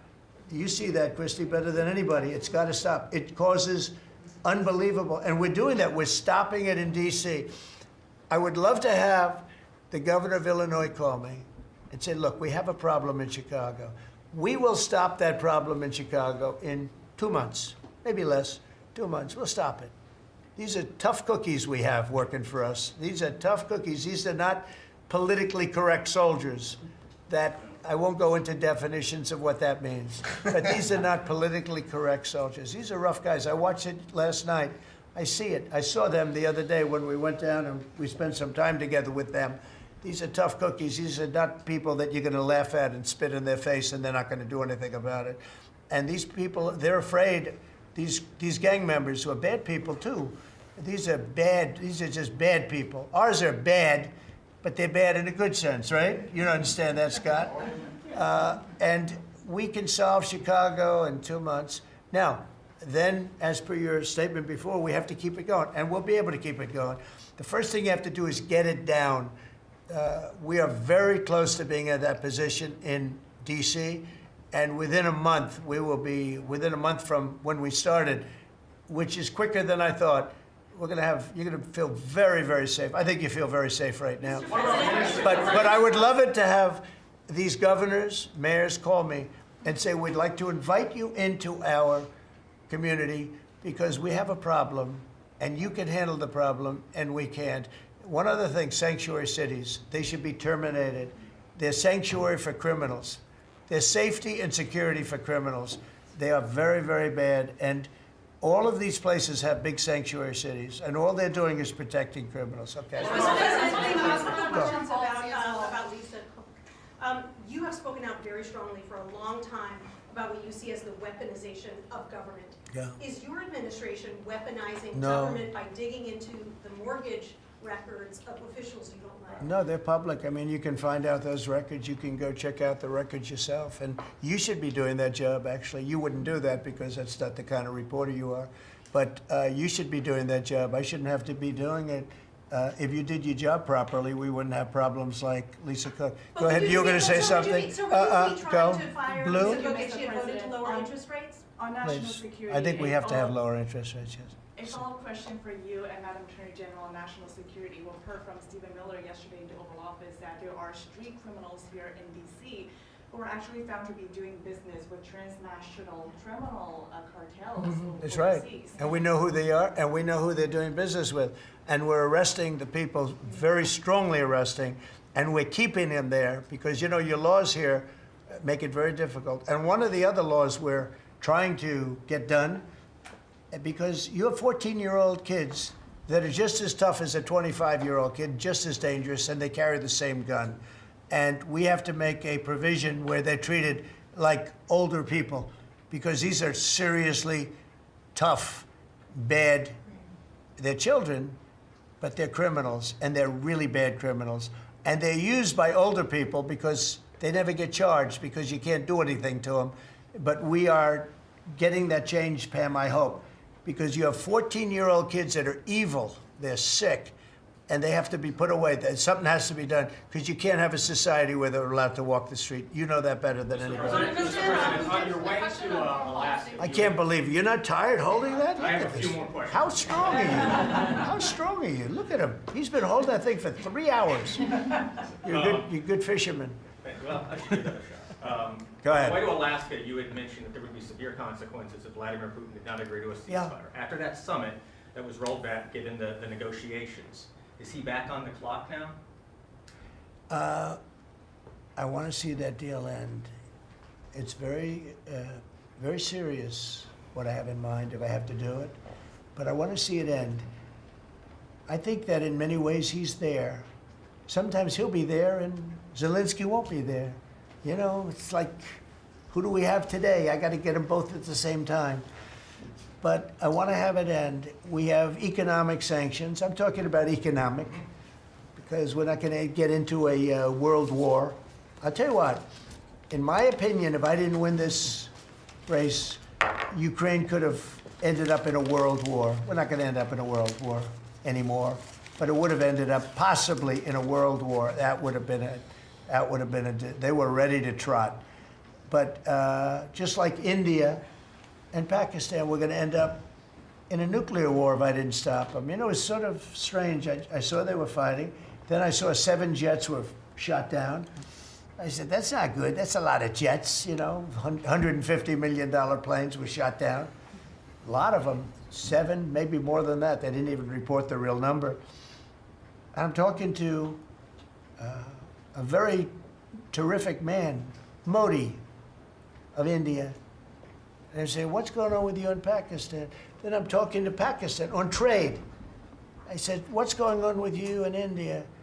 And the hatred was tremendous. Now, this has been going on for a hell of a long time, like sometimes with different names for hundreds of years. But I said, what's going on? I said, I don't want to make a trade deal. No, we want to make a trade deal. I said, no, I don't want to make a trade deal with you. You're going to have a nuclear war. You guys are going to end up in a nuclear war. And that was very important to them. I said, call me back tomorrow, but we're not going to do any deals with you, or we're going to put tariffs on you that are so high. You were there, Howard, right? Yep. You're going to put tariffs on you that was so high, I don't give a damn, your head's going to spin. You're not going to end up in a war. Within about 5 hours, it was done. It was done. Now, maybe it starts again. I don't know. I don't think so, but I'll stop it if it does. We can't let these things happen. The Russia-Ukraine situation, last week, 7,012 soldiers, 7,012 soldiers died. They were Russian, they were Ukrainian, they weren't American, so a lot of people would say, what do you care? They're not American. I care. They're 12,000, over the last couple of weeks, over 12,000 people died in like in 2 weeks. You know, we're talking about crime where somebody's killed here or somebody. Think of it, you have your son leaving Russia, leaving Ukraine, their little house, wherever they live with their parents, they're waving goodbye, just like our parents would wave goodbye. And they're waving goodbye, son. And then a week later, his head's blown off in a stupid war by a drone, a whole new form of military problem. So, no, I'd like it to stop. I want to get it to stop. And it will not be a world war, but it will be an economic war. And an economic war is going to be bad. And it's going to be bad for Russia, and I don't want that. Now, I have to also see, because not everybody, you know, Zelensky's not exactly innocent either, okay? You know, it takes two people to tango, and I say it all the time. You got to get them together. I get along with Zelensky now, but we have a much different relationship because now we're not paying any money to Ukraine. You know, stop that. We're paying money to ourselves. What's happening is NATO is buying all of the equipment and paying in full. But even with that, forget about that. I want to get it stopped because it's a lot of lives that are being lost. Every week it's 7,000, 5,000, 6,000. I get the reports and I see battlefields. I'd rather not see them. And you know, you read about Gettysburg. You read about Gettysburg and you see, you know, those 600,000 people, but in that war in particular was really bad, like 150,000 or something, just dead body. I'm seeing the same. I see pictures. I see satellite pictures of heads over here, arms over here, legs over here. And this is like a modern age. It's no different than the worst wars that I've ever seen. And if I can stop it because I have a certain power or a certain relationship, I had a very good relationship with President Putin. Very, very good. That's a positive thing again. And I think I'm probably the only, Steve Witkoff would tell you I'm the only one that can solve it. I don't know, you've told me that a few times, unless he was saying that just to build up my ego, but it's not really. I have no ego when it comes to this stuff. I just want to see it stop. Thousands of young people, mostly young people, are dying every single week.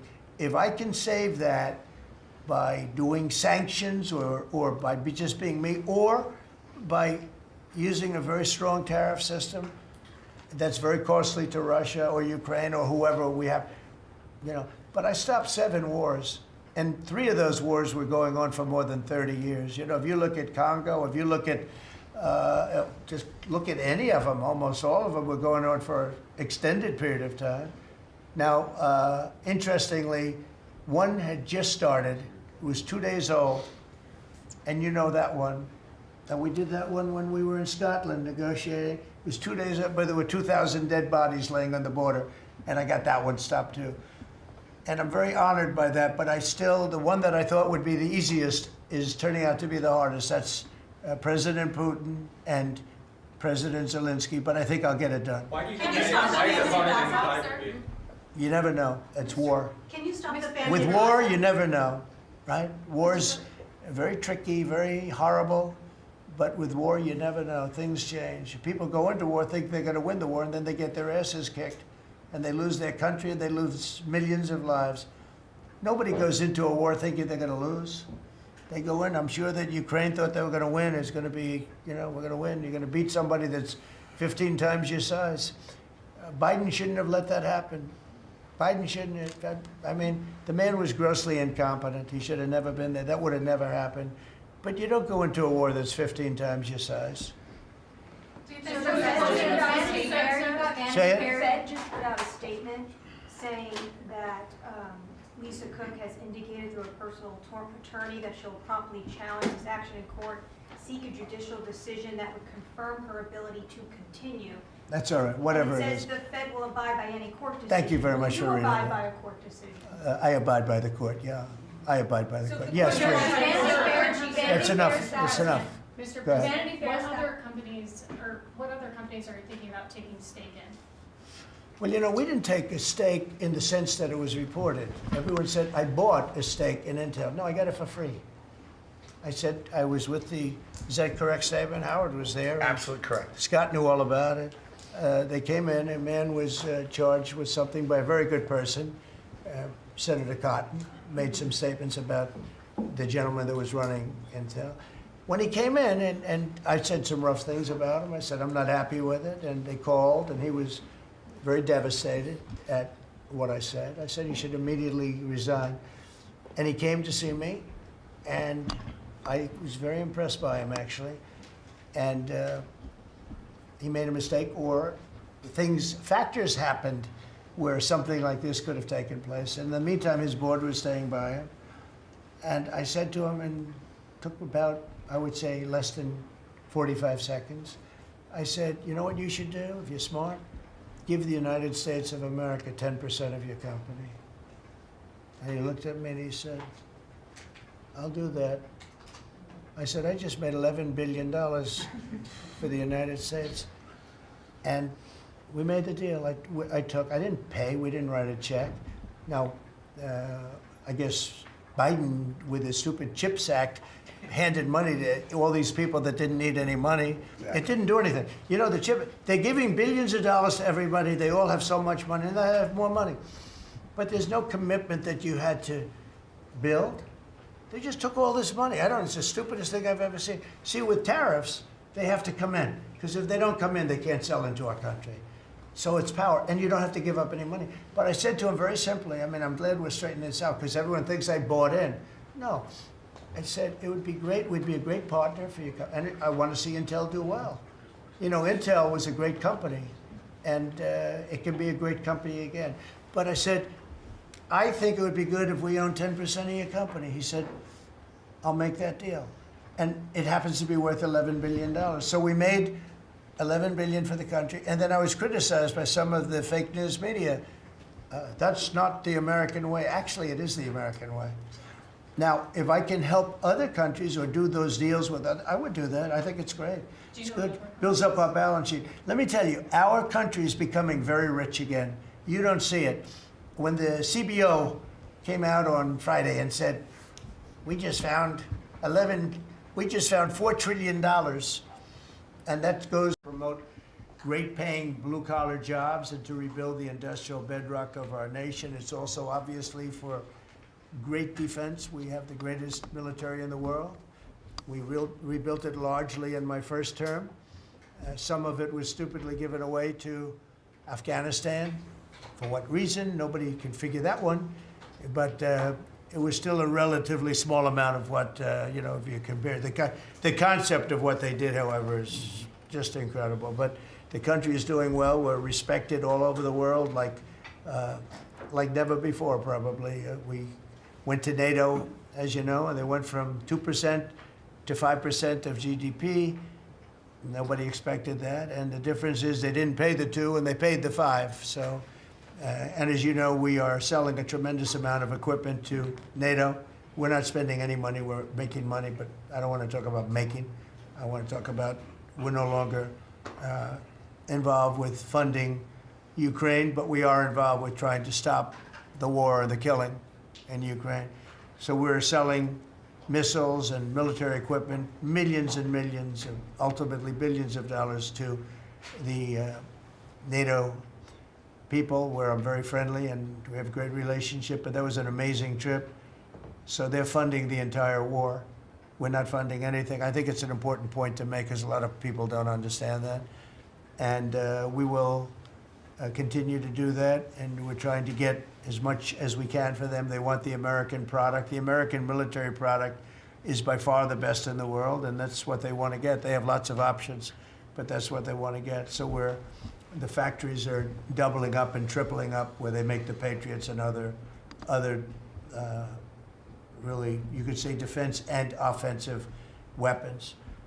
The wages for blue-collar workers are now rising at the fastest rate in 60 years, which is so important to all of us around this table. The average American worker has already seen a $500 wage increase this year, and there's no inflation because there's been decreases, tremendous decreases with, thanks to Doug and Chris, and some of the people, the great job they've done with energy. Thank you very much. And Chris, thank you very much.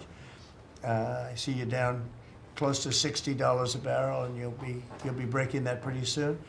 And that has a huge impact. So we have groceries are down, energy is way down. Energy is way down. It was $4 and $5 for a gallon of gas. Think of that for gasoline, and now it's probably $2.25.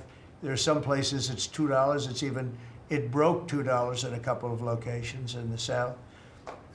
In places like California where they charge such high taxes, it's higher, but it's still much lower than what it was a year ago. So energy's way down, groceries are way down, eggs are way down. Thank you very much, Madam Secretary. You've done a great job. Appreciate it. When we came in, the eggs were through the roof. They were 4 times higher than they've ever been. And my first question from you people, well, what are you going to do with eggs? I said, what's the problem with eggs? That was caused by Biden, or whoever was operating the auto pen actually caused it, I guess, because I don't think he knew too much about eggs. Factories are booming compared to before I took office. Domestic auto production is going to be, it's going to be so thrilling in 2 years when you see the numbers, because they're building plants all over the country. They're all coming in because of tariffs. They don't want to build, they don't want to pay the tariffs. And if they build their plant here, they don't pay the tariffs. And they're pouring into our country, and you know about AI and you know about other, but the auto plants, you know, that's the good old-fashioned stuff that I love. The auto plants are pouring into the United States of America. They're coming from Mexico, they're coming from Canada, and they're coming from Europe, all over Europe. And it's been pretty amazing. So factories are booming. And when they actually open, you know, right now they're booming in terms of construction. This is something given to me by Mark Zuckerberg. And you'll see this is AI now. These are, I never understood. I said, well, you know, because I built shopping centers, and for $50 million, you can build a very nice shopping center. So I never understood when they said $50 billion for a plant. I said, what the hell kind of a plant is that? But when you look at this, you understand why it's $50 billion. So this is one he's building in Louisiana. That's Meta, Facebook, as people understand it to be. But look at that, that's the size of Manhattan. So that's superimposed over the island of Manhattan. It takes up a big part of Manhattan. I think they say 81% of Manhattan. So these are big things, and they're going up. A lot of them are going up now. I don't know that big. Actually, Mark is building 4 of them, and others are building similar places. And when these things open up, I'll tell you what, our country, we're leading China now in AI, substantially leading China. And the reason is because we're letting them build their own electrical facilities. We would need double the energy that if you take all of the electricity that we produce right now in this country, you'd have to multiply it times 2 or maybe 3 times. So 3 times more than we have right now for everything, to operate your toaster and everything else, okay? 3 times more. And the way we are able to succeed, because China goes out and builds these massive plants. They're right now building 58 coal, in this case, almost all coal-fired plants. And coal is back with this country too, by the way. You know, there's a reason they use it, because it's good. It works for them. And we call it clean coal. We don't call it coal, we call it clean, even very clean coal. But we have coal going up, we have nuclear going up. Nuclear is very much in vogue now. It's safe and inexpensive and great. We don't allow windmills. We're not allowing any windmills to go up. I mean, unless there's a legal situation where somebody committed to it a long time ago. We don't allow windmills, and we don't want the solar panels that I was speaking with the secretary about, because they take up, you know, thousands of acres of our farmland. You see these big ugly patches of black plastic that comes from China. And the solar is, you know, I like solar in some ways, but for firing up your big plants, it doesn't work. It's very unstable, but it really takes up your farm. The farmers are saying, you know, they're building these massive blotches in the middle of the fields all over the country. It's so crazy. It's so crazy. So we're not heavy into that at all. And windmills, we're just not going to allow them. They're ruining our country. They're ruining everyone. If you look at, I hate to mention countries, but you look at the UK, what's happened at UK, they have energy costs have gone through the roof. It's because of wind. They want to do everything. close up the northern parts of the country. They have oil that's tremendous. And they closed it up, and they've been building windmills all over the place. And I tell them, you're my friends, but man, you're gonna have a bad awakening very soon. It's gonna be very bad. They're ugly, they don't work, they kill your birds, they're bad for the environment. And if you look at them from a house, your house is worth less than 50%. So I'm trying to have people learn about wind real fast, and I think I've done a good job, but not good enough, because some countries are still trying, and they're destroying themselves. Those are countries that are really destroying themselves. I hope they get back to fossil fuel, because right now, Chris, whether we like it or not, fossil fuel is the thing that works, and then you can add nuclear with it and other things, but fossil fuel is what works if we're going to fire up those big monster factories. But if you look at comparing everything before I took office, domestic auto production is up 18,000 cars a month. And we haven't even started yet, because a lot of these plants aren't built. It's up 18,000 because Ford, General Motors, and a couple of others, Stellantis, they're taking their existing plants, and they're, as quickly as they can, they're adding on to them. So when their plants open, because they're building big, modern, beautiful auto plants. But think of that, we're up 18,000 cars a month, and essentially all they've done is try and utilize their space correctly as their big plants open up. It's going to be, I hope they remember that it was this way. I hope this table gets a lot of the credit for what's happening. It gets all of the credit, because this would have never happened. We were going out of business in every way. We were losing. All the car plants were leaving this country. Now they're all coming back in, and they are coming from Canada, and they are coming from Mexico, but they're coming from Germany. They're coming from all over the world. Domestic steel production is up by 100,000 tons of steel a week.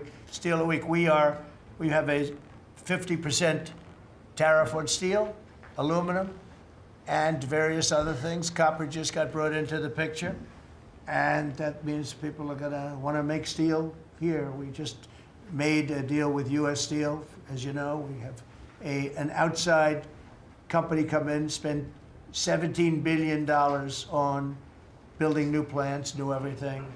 It's great, and it stays right here in America. So we're doing amazingly well on steel, and domestic oil production is up by more than 300,000 barrels a day. That's a lot of barrels, and you're going to be talking about that in a second, I think, Chris and Doug.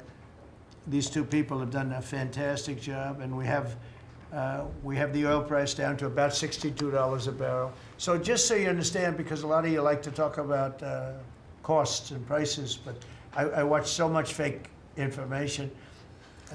Product costs are down. Energy is way down. Energy brings things down. You know, with energy, that's what happened with Biden. He stopped our program, and then he went back to it when he realized that it looked like you're going to be paying numbers that nobody's ever seen, like $7 a gallon. You're going to pay $7 a gallon. They were up to $7.5. So then he immediately went back to the Trump plan that they terminated, but it was too late for them. It was too late. They blew it. They had a great thing going. I gave them something great, and they blew it. Since the inauguration, we've created over 500,000 new private jobs, and if you notice, when the numbers come out, government jobs are going down and private jobs are coming up, and that's what really fuels the country. It's easy to hire people and pay them for doing something that maybe is not very productive, but government jobs are down, actually substantially down, and private jobs are way up, and these are the jobs that make money, create a better life. Meanwhile, we've reduced the number of federal bureaucrats by 84,000. So we got rid of 84,000, and I think the job numbers, you're going to see the new job numbers are going to be through the roof because of all of the different businesses that are moving into our country. And not just production businesses, autos and AI, but any business you can think of. In the world of furniture, as an example, North Carolina, I went there many times when I built a lot of hotels and things, and I'd go to North Carolina, I'd buy the greatest, they were the greatest, most talented people. And then China came along and took all of those jobs away. If they would have tariffed them, China wouldn't have taken any of the jobs. But we had presidents that, honestly, and I like some of them, but they didn't know what the hell they were doing from a business standpoint, from running the country. And North Carolina, the most talented woodworkers that you've ever seen. I'd be there and I'd watch them. I'd say, I'd like to have a rail in that chair. Maybe can you fancy it up a little bit?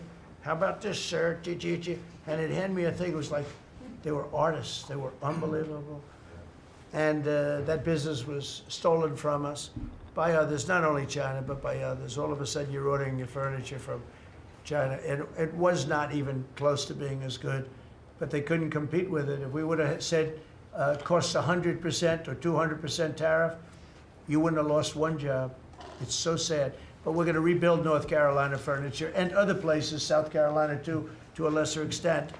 They make furniture. But furniture, we're going to put a very substantial tariff on. We've already announced it. It'll be done pretty quickly. And when that happens, everyone's going to start. I just tell you, North Carolina, go out and start getting the grandchildren and the children, start teaching them, because some of those incredible artists that I knew as young people, they're older people now, but they still have the talent and they have time left, but they're going to be teaching their sons and their daughters and their grandchildren, and it's going to be a beautiful thing to see. It's going to happen like magic. It's going to happen without question. It's not like, gee, I hope it happens. It's going to happen. The results of Ford that just announced it's going to create 4,000 new jobs, American jobs. Hyundai, 14,000 jobs. General Motors is moving production of the Chevy Blazer and Equinox from Mexico back to the United States where it belongs. Don't forget, we lost 55% of our auto production over the last 35 years. 55%. We were the auto capital of the world. Like there was nobody even think about challenging us. We lost 55% of it to Mexico, Canada, China, a lot to China, and other countries. And it's all coming back. We will be bigger. A couple of years, we'll be bigger than we ever were. We'll be more dominant. We'll be bigger. We make great product, too. We're starting to make really great product. We're going to be bigger than we ever were. We're going to be at the level that it was when we were the only one that really, we sold to the world. And we're going to be back selling to ourselves and other parts of the world. It's not going to be the same, but it's going to be equally as important as it was in the heyday 30 years ago. But we lost more than 50% of the automaking capacity. In fact, the unions, the auto unions, as you know, the top guy didn't know me, didn't like me, and now he likes me. He says, man, I can't believe what Trump has done. But the auto workers voted for me. They understood better than anybody else. The auto workers, the Teamsters voted for me. Teamsters are great. They all voted for me. No Republican has ever gotten the support of the Teamsters and the auto workers. And now the head of the auto workers, I mean, it's so amazing. I watch them on television there. They can't even believe what happened. And I told them all what was going to happen. We secured new market access for American agricultural exports all over the world. Our secretary is doing a great job. Thank you, Brooke.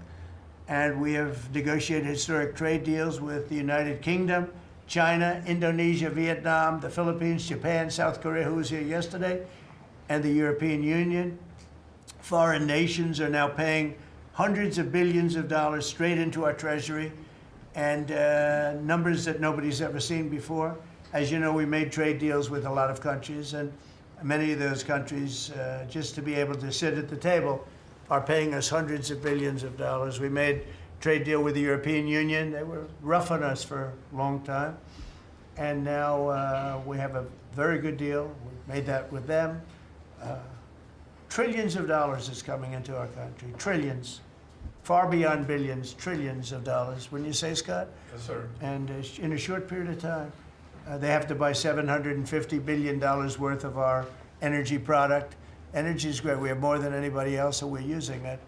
But the European Union is a done deal, and Japan is done. And, I heard there was a problem with South Korea, but we met yesterday, and they're done. We didn't do anything. We just kept the same deal. He honored the deal. They wanted to see if, I don't even want to say it, but they wanted to see if they could do something. But they honored the deal, which is nice. And we cut the previous record-setting trade deficit, I hear just came out. We cut it in half already. We haven't even said, we've only been here really for a few months because, you know, takes you a little while to fix up the Oval Office and do those things. prepare for the battle, right? So we really only been here for a very short period of time, and we cut the trade deficit in half. Is that right? That's fantastic.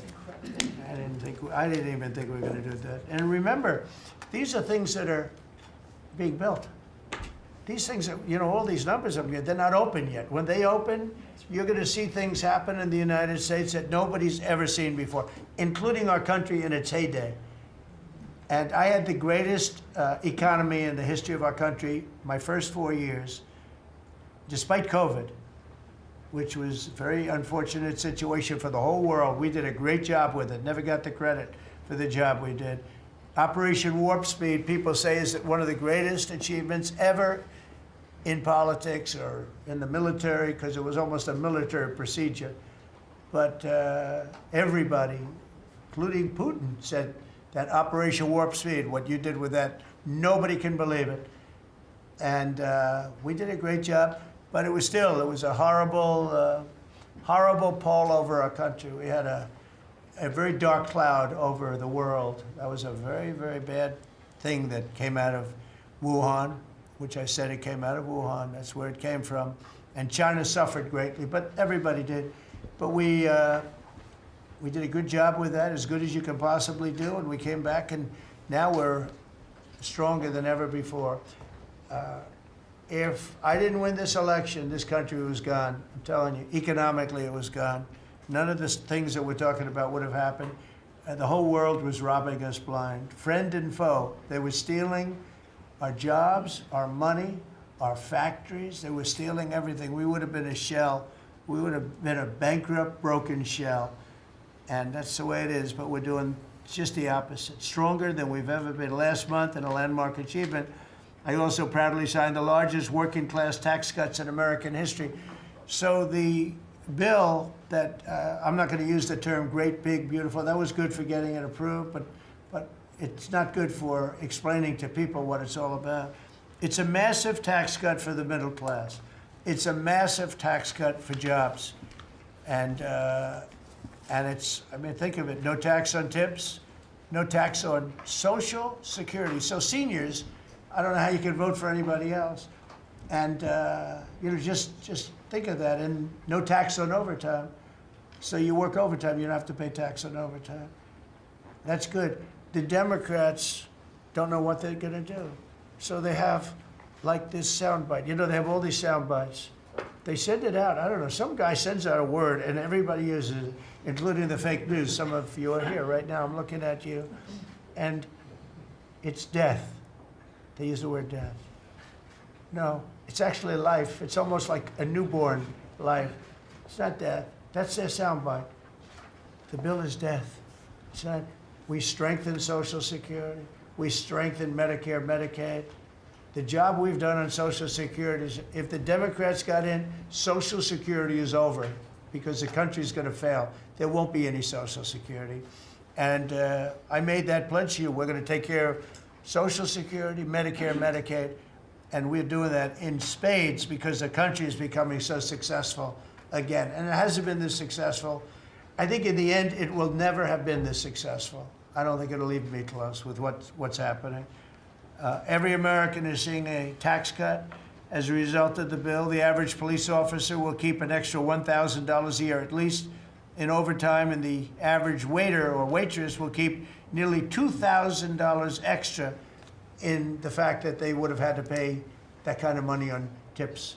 And I never realized that the government was so strong on that. But waitresses, waiters would tell me that the government would go after them. Like, it was horrible. That's how it all started with me. It just was incredible. And the biggest thing was, again, the $4 trillion that they found. They said, well, that was nice. They should have announced it. I could have told them that. And I don't know, it should be simple, but a lot of people didn't understand it. Actually, a lot of good people didn't understand it. But now they're saying, Trump was right. They'd never seen anything like this. And I don't know what it is, Scott. They didn't understand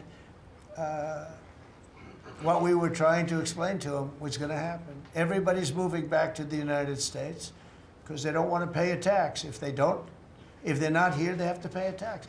And it didn't seem that complicated, but it's working at a level that nobody can imagine. You know, this is working $4 trillion, but that's a big number. It's a number that nobody ever heard of before. But 4 trillion is exciting. But that's nothing compared to what's happening, because these places haven't even opened yet. Some of them haven't even started hiring yet. They're under construction. So it's construction jobs, but it's not the big number, and the big numbers, when they open, they're going to be very successful. It's a revolution. We're also working on things to ensure that the awesome power of artificial intelligence is used to benefit all Americans, including American workers and also American children. In that spirit, our wonderful First Lady has just announced a presidential AI challenge. It's going to be a very good challenge, I can tell you. She's put her heart into it, which will inspire the next generation to stay on the cutting edge of this vital technology. This is the new internet, the new computer, the new television, the new everything, all put together in one. This is why when I show you a picture like that, I mean, I show you this. This is a factory superimposed over the island of Manhattan, and you have many of them being built right now all over the country, or soon to start. Some of them. Some of them have started. This one has actually started. That's in the great state of Louisiana. But the First Lady is working very hard on this, and it's an important initiative. And Melania, when she puts her mind to it, nobody can do better. There's nobody. So every young person should go to AI.gov to learn more, AI.gov to learn more. And you'll see it's a great challenge. I think it's going to be a very modern kind of a challenge that involves AI, which is very exciting to people. So I want to thank her, raise a lot of money for children. We're putting America first, and we're going to be putting the American worker first. And, you know, the Republican Party has picked up 4 million new people, 4 million. The Democrats have lost 2.5 million. Other than that, they're extremely happy. No, they're very depressed. They're very depressed.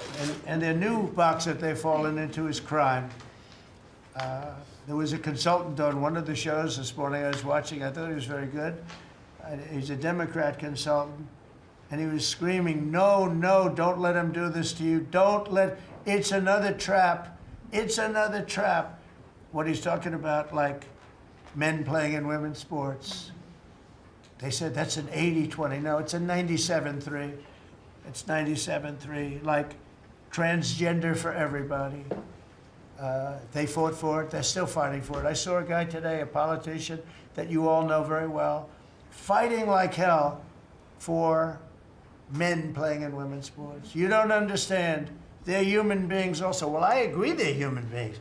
But you can't have a 7-foot guy playing basketball with the women. You know, it's just one of those little problems in life. And we all have our place. That's okay. I've got my place too. But this guy's screaming, it's another trap. And this is the worst of all. He said, because this is crime. Trump is saying he's against crime and they're for crime. No, he's going, it was funny. No, it's a trap. Don't do it. And then I saw this poor, stupid Chuck Schumer, the guy. He looks like he's aged 100 years. And I don't like getting into looks. You know, looks don't mean anything, right? When you're in politics, looks don't matter. I look at Pam, I would never say she's beautiful because that'd be the end of my political career. Laurie, secretary. But I will tell you, this is the best of all. And they're going to fight me. Like this slob of a governor you have in Illinois. This poor guy got thrown out of his business by his family. I know the family. I was partners with the family. Nice family. I like the family, but he was no good. They threw him out. He's governor of Illinois. And he goes about Trump, we don't need his help. Chicago is the worst. These places are really bad. Crime in D.C. was the worst it ever was. You know, they make up stories. Crime in D.C. was the worst ever in history. And now, over the last 13 days, we've worked so hard, and we've taken so many, there are many left, but We've taken so many criminals, over 1,000. I watched a man from Maryland who said to me, I mean, sir, you're the greatest president. You're doing an unbelievable job. What a great job. Governor Moore, has anyone heard of him? Mm-hmm. He's another hopeful for president. I don't think so. But I met him, and I didn't realize it was on camera. Did you see they caught him on camera? I was at a game, I don't know, like the Army-Navy game or something. And I met him in a hallway. And as usual, you do your job very well. One of these great cameramen had it on tape. But I met this gentleman. I never met him before. Sir, you're doing a great job. You're doing an unbelievable job. Thank you very much. But then he goes on television and says, oh, Trump is a dictator. He's a dictator. And a lot of people have been, so the line is that I'm a dictator, but I stop crime. So a lot of people say, you know, if that's the case, I'd rather have a dictator. But I'm not a dictator. I just know how to stop crime. And you would think that Illinois, where they have such a problem with crime, such a bad governor, he should be calling me and he should be saying, could you send over the troops, please? It's out of control. It's out of control. In New York, it's out of control. Not as bad as Illinois, by the way. Not even close. In California, you would have not had the Olympics had I not sent in the troops. We sent in the National Guard. They did a fantastic job. We have the Olympics. We have the World Cup coming. I got them in my first term, and I was really sad because I said, oh, boy, I got them, and I won't be president. And little things happen. Thank you, God. Thank you. You know, little things happen. Think of it. You could ask Johnny. Johnny would tell you, he's the head of World Cup. He's a great guy, too, great commissioner. But he's the head of the World Cup. He said, Trump is the only reason we're doing this. And the sad part is that I was not going to have it. I would have to be, probably I wouldn't have even been invited to the game, depending on who's president, right? And I got that. I did not get 250, okay? The 250th anniversary, I did not get. I'd like to claim it, if I might, but I did get that. That was whether I was president or not, it was still 250. I'd like to take credit for it. What I will take credit for is we're going to have a better celebration under Trump than you would have had under some stuff. That I'll take care of. We're going to have a safer place, Christy, because of you and Tom Homan and everybody, right? But, so we have 250 coming up. We have the World Cup coming up, which is like having 45 Super Bowls. And we have the Olympics coming up. So we're going to have a very exciting 3.5 years remaining. We're going to have a very exciting, it's going to be done properly. So I just want to tell you, our country's in incredible shape. Our military is strong and powerful and respected. We had some fantastic decisions from the Supreme Court that let us put the people into the military and other businesses that are best for the job, as opposed to some woke reason that was killing our country. That was a very strong, very powerful. You can now go into a company based on your ability, as opposed to being forced in based on some factor that cannot make our country great. That was a big decision, very, very big decision. And we've had a lot of great decisions, and we've all made some great decisions sitting around this table. I want to thank Scott. Unbelievable what's happening financially with you and Howard. And Vice President's involved in everything, and he's been great. And Marco has been, really, I think you're born for this job. I don't think you should ever run for another office. I don't think you should, really. You're so good at this. He is so good. And everybody likes him, you know, everybody likes him. But everybody, much more importantly than like, I think you would say, is respect. They respect Marco. They respect all the people around the table. So what I'd like to do is, I'd like to go around the table. You seem to like it. Your audience seems to like it based on ratings. And I want to mention, you know, about crime, because we have a young lady here, Iris, of Epoch Times. You're Iris, aren't you, huh? And I heard you were very savagely mugged in the city, and I'm not going to let that happen under this administration. That was last year. And would you like to mention what happened? Of course. So first of all, thank you, Mr. President. You want to listen to this? For having me here to share my story to the room and to the broader public. My name is Iris Talman, White House correspondent for NTD, the sister media of the Epoch Times. So more than 2 years ago, it was a Saturday morning in broad daylight. I was on my way to work, and a young man with a black ski mask pointed a gun at my face and threatened me to hand over my phone, my wallet, my laptop, and everything else. And when I refused, he used the butt of his handgun to strike me across the face, in the cheek, or what some people call pistol whip me, before running away. And that has deeply traumatized myself and my family. Ever since, I've never dared to walk in the street of DC at night, ever. And my family was extremely worried. So, Mr. President, thank you so much for what you're doing right Thank now. you for being honest. Such incidents involve not just me, but also my family. If he had shot me, I could have died right there in the middle of nowhere without my families or my friends knowing at the age of back then, I think 23. Right. Just starting my career here in DC without even starting a family.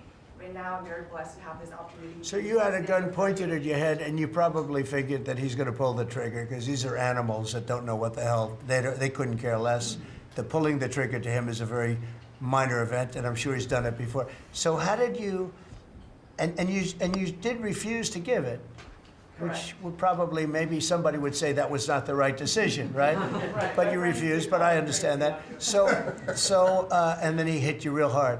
Yes. It's really amazing that you weren't shot, though, isn't it? I'm very blessed, and that's why having this opportunity to stand here to share my story today.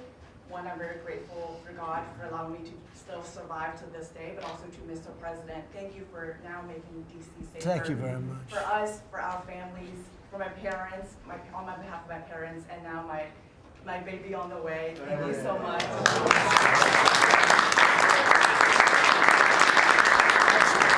And there are other reporters and journalists, good people, and you don't have to say it, but that have also been attacked violently. And not violently, too, but pretty badly. But, and I bet you see a big difference in the streets right now. And this is only 12 days, but people are telling me they're going out to dinner now. They haven't, I told the story of my friend, but I have a lot of friends that are going out to dinner all the time now in DC, and they weren't doing it 12 days ago. They would never even think. One of my friends went out 5 times. It was 4 times the last time I told. Now it's 5 times. He said, I love going out to dinner, and restaurants are starting to open again. A lot of them closed because, nobody wanted to go into a restaurant. Nobody wanted to get to a restaurant or even sit in the restaurant.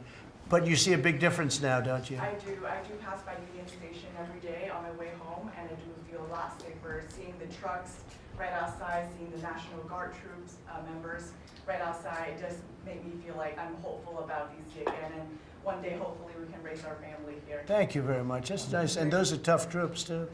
Those are not politically correct troops. We don't have politically correct anymore. We have tough guys, tough people, including some tough women. But we have tough people, and when you look at them, I tell you, they showed one scene where a bunch of Deregulatory guys or whatever, maybe MS-13, maybe MSDNC, okay? Because to me, they're worse. I think they're worse. MSNBC maybe is worse than Deregulatory. Real scum, real dishonest people. But anyway, they went into this gang, I think it was Deregulatory, Venezuela, and they weren't nice to this group of people. The gang was calling them sir. Yes, sir. Yes, sir. Get out of here. Get the hell out of here. You're no good. Get out of here. And yes, sir. Yes, sir. Yes. These are people that beat up people all day long. And they're calling these soldiers, that's what they are. They're real soldiers. There's no games. I said, you don't have to be politically correct. And you know the way they used to spit in the face of the soldiers, with the soldiers standing like this? And you'd have some guy or some woman sometimes screaming at them from 1 inch away. They're standing there, and they're told you cannot do anything. And they start spitting, actually spitting in their face. And I said, you spit, we hit. And they're totally authorized to do that, all of those things. But your story is great, and there are other stories here, but they don't have to tell them. But some people are ashamed to tell them. They don't want to tell them. But it was like a jungle. And it's not a jungle anymore. And it's going to get so good that This will be the safest capital there is. It'll be one of the safest places in our nation, anywhere. And right now, it's one of the most unsafe places, but not now. 12 days ago, it was the most unsafe place in our nation. And they have to stop issuing false crime numbers because, I mean, I heard the mayor, and I like the mayor, you know, fine. I don't care if I like her or not. If she did her job, I wish she were a horrible person who did her job. But she's probably nice, I guess. I don't care. I want her to do a job. But they issue false numbers. She said crime is down, you know, before we got, now they can say crime is down. Crime is very much down. But what they did is they issued numbers. It's the best in 30 years. Not the best. It's the worst. It's the worst. It's much worse. And they gave phony numbers. And then they fired the man who didn't want to write the phony numbers. He got fired. And I guess that whole situation's under investigation because it's a very important thing, Pam. I mean, if they're going to give these phony numbers, it's a false feeling that you get crime, you have to do something about it. You can't go around saying, oh, Washington, D.C. safe if it's not. It's going to be very safe very soon. It's very safe right now. You're going to go out, have dinner. People are going out all over the place. They're walking. I have people that work in government, strong, tough cookies. They can take care of themselves.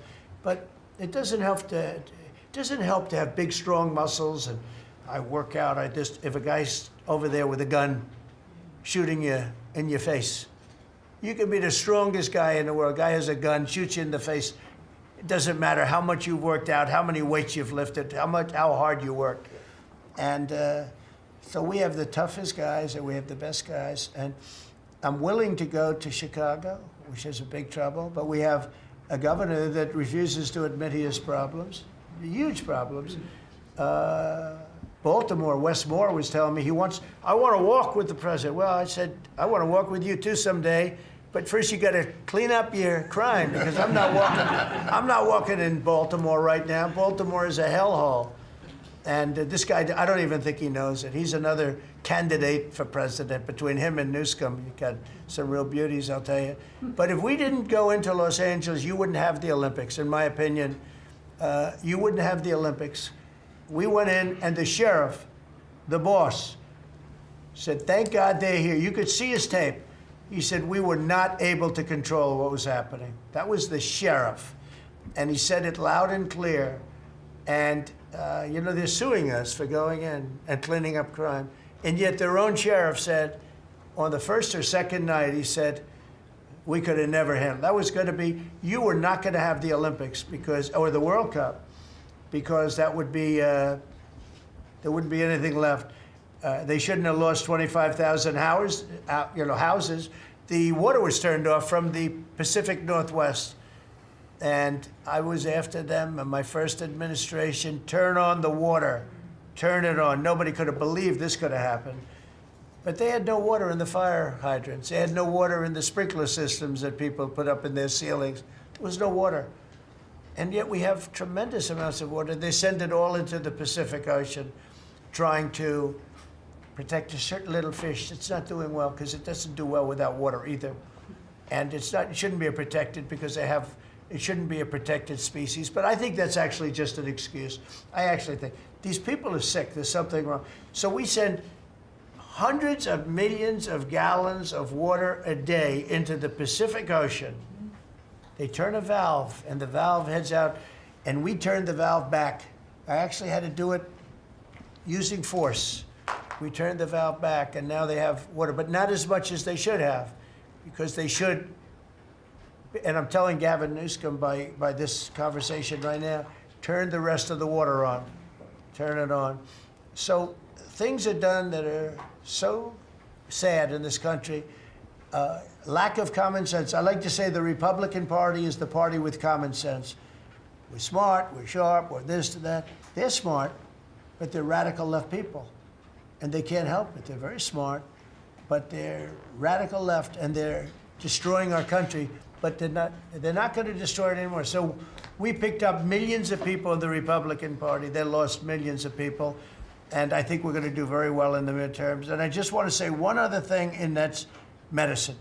The cost of medicine all over the world is much cheaper than the United States because for years the world pushed us around, including our friends. And you go to Germany, you go to England, you go to different places, and you go to a store, and it's sometimes 10% of what we pay in the United States because they said, nope, we're not paying any more. You charge the United States. This went on for 25, 30 years. And I invoked favored nations. I said, I want to pay the same as they're paying. And Bobby Kennedy is doing a good job, and Dr. Oz is doing a good job. And I asked them, I mean, other than the basics that they're doing on autism and other things, which we got to solve that problem because it's crazy what's happening, it's out of hand. But this is the most important thing that can be done is favored nations, Bobby. And we're not talking about a 25% cut or a 50, we're talking about a 1,500% cut.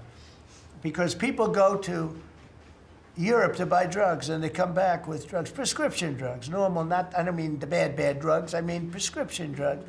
Because you can buy them for 10%, 15%, 20% of what. So they're going to go up in price. And I told the countries, and I get along good with all of them. I mean, you could ask I get along good with all of them. But I said, you know, I told them, I said, you're going to go up a little bit because it's the world. It's the world. So more people in the world than we have. We're going to go down a lot, and they're going to go up a little.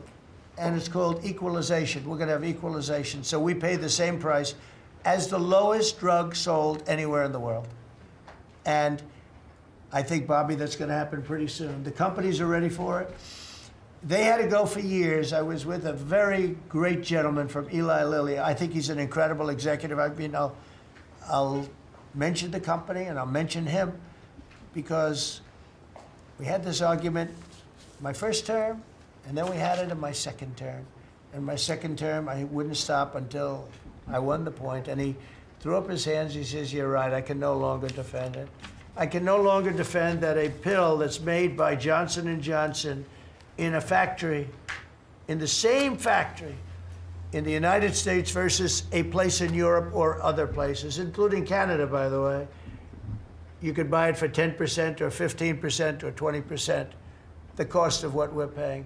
Well, we'd pay 5, 6, 7 times more money. He said, it's the hardest part of my job, defending that. I'm not going to do it anymore. I'm saying that we have to get down to business. And that's a great company. He's done a great job, and I appreciated it. And it really broke the ice because they were saying, well, we have to do research and development. Well, you have to do it for Germany and all these other countries, too. Well, they think the United States should bear it. I mean, I heard this stuff and I finally said, it's over. Now, you have to have somebody that can get these countries to do it. I told them, if you don't do it, we're going to charge you a 25% tariff on everything you send into our country. That's much more money than what we're talking about. Then we have to get the drug companies to do it, and they'll do it because we have tremendous power over the drug companies, too. So we're going to get it done. I just hope we get it done fast, Bobby, because this thing should go fast. But we're going to get the cost of medicine is going to be 1,000%. Think of that. Not 2%. And I'll just tell this last story. When I was in my first term, in my last year, I was so proud of myself because drug prices went down for the first time in 28 years under my administration. You know how much it went down? 1/4%. And I was so proud of that. And I held a news conference, I think you'll be able to find it, congratulating myself and my administration because for the first time in 28 years, drug prices went down 1/4%, that little tiny, but it still went down. And I thought it was great. And then I realized, you know, it's a very complicated business and formula. You got to be very smart. I said, we're really getting ripped off by the whole world. The whole world is ripping us off. And what happened is I got on this kick. And I got the drug companies to agree. And I got countries to agree. And they're not agreeing because they think I'm a nice person. They're agreeing because I will put charges and costs and tariffs onto them that will be many times more than what they're going to be paying. So the companies are there and the countries are there. And we got to get it done, Bobby. We got to get it done. And we're going to have the biggest price of it. Now, that's going to lower Social Security, Medicare, this is going to lower everything because drugs go for everything. It's going to have the biggest impact, I think, of anything that can possibly be done. But your costs are going to be going down for medicine, for prescription drugs, will be going down at levels that nobody ever thought possible. And that's going to happen in a matter of a very short period of time. And we're all set with the countries, and we're all set with the companies. That's all you need, the two. And the middleman gets cut out. Under this scenario, the middleman doesn't exist anymore. That was the other thing. They always blamed the middleman. I said, who are the middlemen? Nobody knew who the middleman was. You know, That's right. they had the most complex formula. It was genius, but they didn't get away with it. So I'm counting on Bobby. Do you want to start, Bobby? Maybe we'll start with you. You can start with that and then go on to what we're talking about. We are deep into MFN negotiations, most favored nation status negotiations with 14 companies. Howard Lutnick is a breath of fresh air, and I think he's going to help us get across the finish line with the leverage that we have from tariffs. They're smart. Don't let them get away with it, Howard. Well, the combination of Bobby's MFN and the 232 pharmaceuticals, which we launched together, when you put those two together, it really gives Bobby the tools to go execute your plan. So I'm supporting Bobby as he executes his plan. Good. Right? Yes. And this cabinet meeting is supposed to be about working Americans and bringing jobs back to this country, and particularly rural America. And I want to mention the big, beautiful bill. Right now, we spend 7% of Medicaid dollars on rural hospitals. So they're getting the short end of the stick. It's about $19 billion a year. Under the Rural Transformation Program, we give them an extra $10 billion a year. So we're raising an infusion of cash to rural hospitals and rural communities by 50%. It's going to be the biggest infusion in history, and it's going to restore and revitalize these communities. And we can't survive as a nation if we don't honor our rural communities, which are the source of our values, our virtues, our character, our economy, our food. And you are bringing that back. You are bringing those communities back. I wanted to talk, because you mentioned the wind farms, we now have an interdepartmental coalition, a team, which is Doug Burgum and Howard Lutnick and Chris Wright and Pete Hegseth. We're all working on this issue. And Lee. We're all working together on this issue. We're meeting together. There are right now 11 wind farms planned that were launched during the Biden administration. Between Maine and Virginia, it's 1,130 towers. These towers are twice the size of the Washington Monument. The blades on them are... They're massive. It's so crazy. The blades are 350 feet long, one blade. One of these blades blew up on Nantucket last summer, and the water was filled with shards of glass, of sharp glass, so it's dangerous to swim. They had to close the beaches, but they have indemnified themselves so the local communities can't sue them.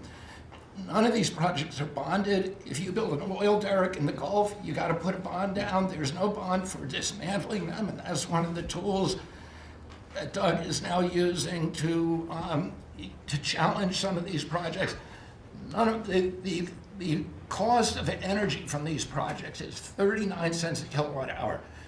The average cost in this country is 17 cents per kilowatt hour. And natural gas is 3 cents. Right. So it is the most expensive energy. I've been representing commercial fishermen for 40 years. They are so excited about what you're doing, Mr. President, because their fisheries are being wiped out. As soon as they begin construction, the groundfish fisheries just disappear. The fish leave the area. They've killed 160 whales in the last 2 years. So they're wiping out the whale population, the Atlantic whale population, the big whales, the minkies, the gray whale, or the humpback whales, the right whales. And you are going to save the whales on the East Coast because of this. You're going to save these economies that are based upon commercial fishing. I'll say one other thing about fishing. we are now, the South Asian nations are now dumping shrimp on our country. The shrimp is heavily contaminated. We just stopped a shipment that was contaminated with cesium-157, which is radioactive. They're farming these shrimps, and they use bactericides and antibiotics and all kinds of chemicals, and the shrimp are so contaminated that the European nations won't take them, so they're dumping them all here, and they're putting out of business. We have the most sustainable, highly regulated fishery in the world. What our fishermen do is a good thing. And all of the trawlers in the Gulf and Alaska are being shut down because we're getting shrimp dumped here. So we have now increased FDA inspections of shrimp to make sure that Americans are not buying and eating contaminated shrimp and putting our shrimpers out of business. I talked just very briefly, we have an historic agreement on pre-authorization. We brought together 80% of the insurance industry, which has agreed to, for 80% of diseases and injuries, give immediate pre-authorization so that when you go to your doctor's office and he prescribes you a new knee or whatever it is, you will immediately know whether your insurance company is going to pay for it. This is an historic agreement. People have been trying to do it for decades, and we, because of your leadership, brought the insurance industry together and got them to voluntarily agree to do this. Similarly, we've made another historic agreement with personal health records. The 60 biggest tech companies in our country have all agreed to allow Americans for the first time access to their personal data, which they own, which these companies have been monetizing without permission. You're going to be able to see by next year all of your health records on your cell phone. It's going to save lives. It is going to fuel an infusion of technology into that space where people can access those records. They can compare their diet to what they personally need, and we'll have personalized medicine. We are doing price transparency. You passed this during your first term, and then the Biden administration refused to enforce it. We've now brought at HHS, under your leadership and my leadership, more enforcement actions than during the entire 4 years of the Biden administration. Right. So we're going to have that kind of price transparency. I'm working with Linda on forcing medical schools. And the MCATs, the people who administer the MCATs, the people who do accreditations, to put nutrition into medical school education. Right now, 25% of the doctors in this country do not feel competent to give nutritional advice. 70% of diabetes cases can be reversed or ended if you just change people's diets, and the doctors don't know how to advise it. They only know how to prescribe the drugs. We're going to change that, so if you come out of a medical school under the Trump administration, you are going to know about diet. And then finally, most importantly, the Pete and Bobby Challenge. I want to give an update. I got 5 minutes and 48. It's 100 push-ups, 50 pull-ups, and you try to do it within 10 minutes. I got 5 minutes and 48 seconds. Pete beat me. I'm still bitter at that. 5 minutes and 25. The cabinet leader is Scott Turner. You beat me. Your arm. That's You good. got 5 minutes and 15 seconds. I'm waiting for reports from the rest of the cabinet. The only exemptions currently existing is if you can hit a 50 at Bedminster, which President Trump did with Bryson DeChambeau, so he's the only one exempt in this room. Everybody else. That's great, Bobby. Bobby, autism, if I could just, I don't want to go too long because we have a lot of people, but the autism is such a tremendous horror show, what's happening in our country and some other countries, but mostly our country. How are you doing on that? We are doing very well. We will have announcements as promised in September. We're finding certain interventions now that are clearly, almost certainly causing autism. And we're going to be able to address those in September. It's such a big day. I'm looking forward to that day because there's something wrong when you see the kind of numbers that you have today versus 20 years ago. And those numbers, what are those numbers, Bob? Well, in 1970, the biggest epidemiological study in history was done in Wisconsin. They looked at 900,000 children, and they were looking for autism. They knew what it looked like, and they were very, very precise about it, and they found an incident rate of 0.7, in other words, less than 1 per every 10,000 children. Today, our most recent numbers are 1 in every 31 kids. It's probably actually much worse than that, because California, which has the best collection system, is reporting 1 out of every 19 children, American children, as autism, 1 in every 12.5 boys. So it's gone from less than 1 in 10,000 in 1970 to 1 in 12.5 boys. Think of today. those numbers. So there has to be something artificially causing this, meaning a drug or something. And I know you're looking very strongly at different things, and I hope you can come out with that as soon as possible. We will. So 1 in 10,000, and now it's 1 in 31 or 34 or 12 if it's a boy. Can you imagine that? 1 in 12. That's for a boy. 1 out of every 12.5 boys. It's not even believable that that could be. And that was 1 in 10,000 not so long ago. I've been hearing these numbers, and they get worse and worse every year. There's got to be something. I think there's nothing, including favored nations and everything else, there's nothing that can be, if you can find out the reason that that's happening, and I know we're gonna do some things. I think we maybe know the reason, and I look forward to that press conference, to be with you on that press conference. That's going to be a great thing. Thank you, Bob. You're doing a great job. Linda, how about it? And we want nothing less than $500 million from Harvard.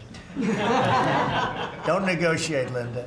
They've been very bad. Don't negotiate. Go ahead. All that's working. Well, Mr. President, thank you very much. Since we are focusing today on Labor Day, and I know that Kelly and Lori are both going to echo some of the things that I'll say as well, we are really focusing, on our workforce. But what I'm finding with great joy around the country is that states really are being innovative and working more with middle schools and with high schools to make sure that we are having hands-on learning. There are pathways to jobs that are happening now. And if we see more and more of our community colleges working with our middle schools and our high schools, so that high school students are graduating not only with a diploma, but a certificate that they have worked with, perhaps with a Toyota or another company that is coming in, public-private partnerships.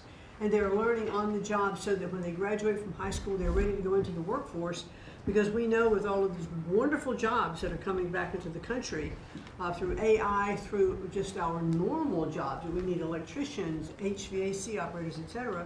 If we don't have this training, we're not going to have the workforce we need for all these wonderful jobs. So governors are really excited about this prospect. I've been now to several states and visited community colleges and tech schools with governors, and they're just all on board for getting this done. I think it's one of the best things that we're hearing relative to the job market. So we're just kind of focusing on that for today. So we're bringing education back to the states, to put it in a more simple fashion. We're going to let the states educate our children again. And we're rated out of 40 countries, we're 38, 39, or 40. So obviously, it's not working what they've been doing for the last 30, 40 years. And if you go back, the best are like Norway, Denmark, Sweden, some of the other, Finland, they're very highly rated. If you go back to just take a look at anything you want to do, you just look at us in the past. If we gave Iowa or gave Indiana or gave, and I don't say every one of them, a guy like Gavin Newsom's not going to do well. Certain states won't do well. But even California, you cut it up into sections. You have Riverside, you have this, you have that. You cut it into 5 sections. And, if you had a good governor, you'd be able to do well. But certain states will be able to compete with Denmark, Norway, Sweden, and everyone. It'll be just as good. So I figure you have close to 40 of those states. Mm-hmm. And then you'll have 10, you'll have 5 that won't be very good. You have 5 disasters, and we'll have to work on those disasters. But for the most part, we will have education that will go zooming up in those charts, just like we have in everything else we've done. And I think it's one of the most important things we're doing at this table. So bringing education back to the states where you have the parents running it, where you have the school boards, they're local. We have people running from Washington that have never even been to the state that they're in charge of. They've never even been there, and I don't think they care about it. So we want to close up the Washington buildings, sell the buildings off, let somebody else get rich with the real estate, because it'll be a crime-free city. By the way, speaking of that, anybody murders something in the Capitol, capital punishment, capital punishment. If somebody kills somebody in the Capitol, Washington, D.C., we're going to be seeking the death penalty. And that's a very strong preventative. And everybody that's heard it agrees with it. I don't know if we're ready for it in this country, but where you have it, it is, we have no choice. So in D.C. and Washington, states are going to have to make their own decision. But if somebody kills somebody, like you could have been killed, very lucky you didn't get killed, it's the death penalty, okay? Fantastic job you're doing. Thank you, Linda. Very much appreciated. How are you doing with the colleges, by the way? You're doing some pretty good work in terms of getting them to treat people fairly. Well, interestingly enough, since we've been negotiating with some of the Ivy League schools, I have presidents of universities calling every single week. They want to sit down and talk to us about all of the steps that they are taking, because they would like to not come under the same investigative program, and so it is having its desired effect. That's great. So if you fire a shot across the bow, the big guys, people kind of step in line and know you mean business, and we have teeth in these agreements, and I'm proud of the work that we're doing there. Well, they misbehaved, and some of these schools are getting billions and billions of dollars, and they misbehave, so that's it. And so one way or the other, we're going to win that whole thing. It's got to straighten them out. Okay? Thank you. Great job. Thank you. Lee, please. Mr. President, the Trump EPA has a special Labor Day message to America's workforce, especially our auto workers, our coal miners, our steam fitters, our pipe fitters, and the list goes on. See what a difference a year makes. A year ago, the way that the Environmental Protection Agency was operating, the choice was made to protect the environment, we would have to strangulate the economy. That's the way that the EPA operated for years.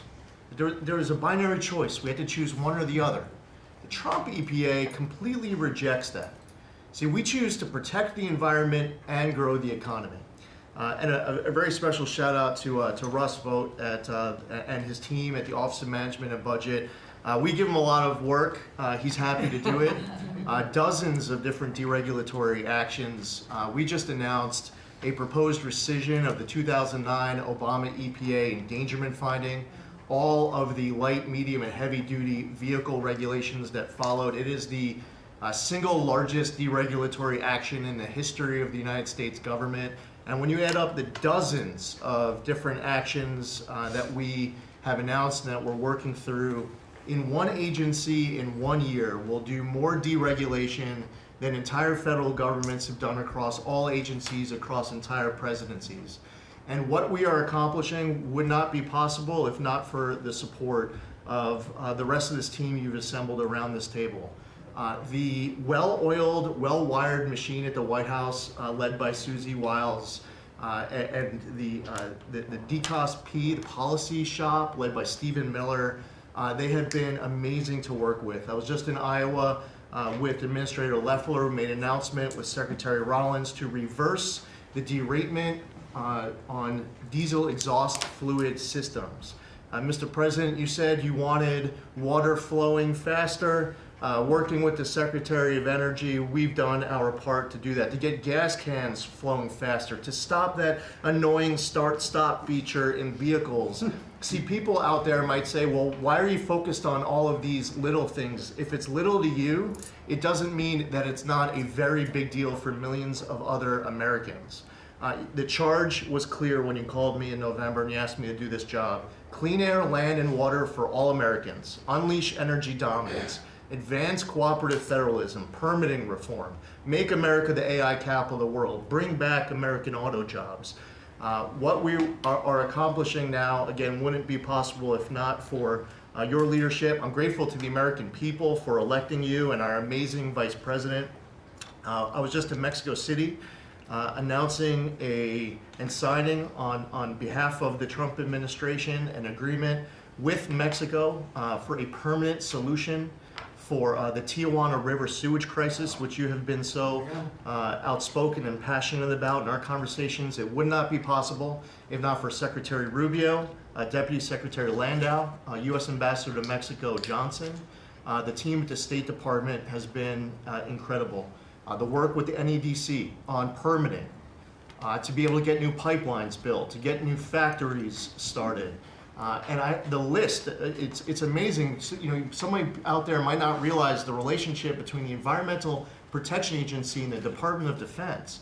The amount of work with Secretary Hegseth and the Army Corps, from responding to the LA wildfires, to getting more water flowing in California, which is also something that Secretary Burgum is involved with, to helping the farmers, the ranchers and landowners to revise the waters of the United States definition so they don't have to go hire an attorney or a consultant to tell them whether or not a water on their property is subject to federal regulation.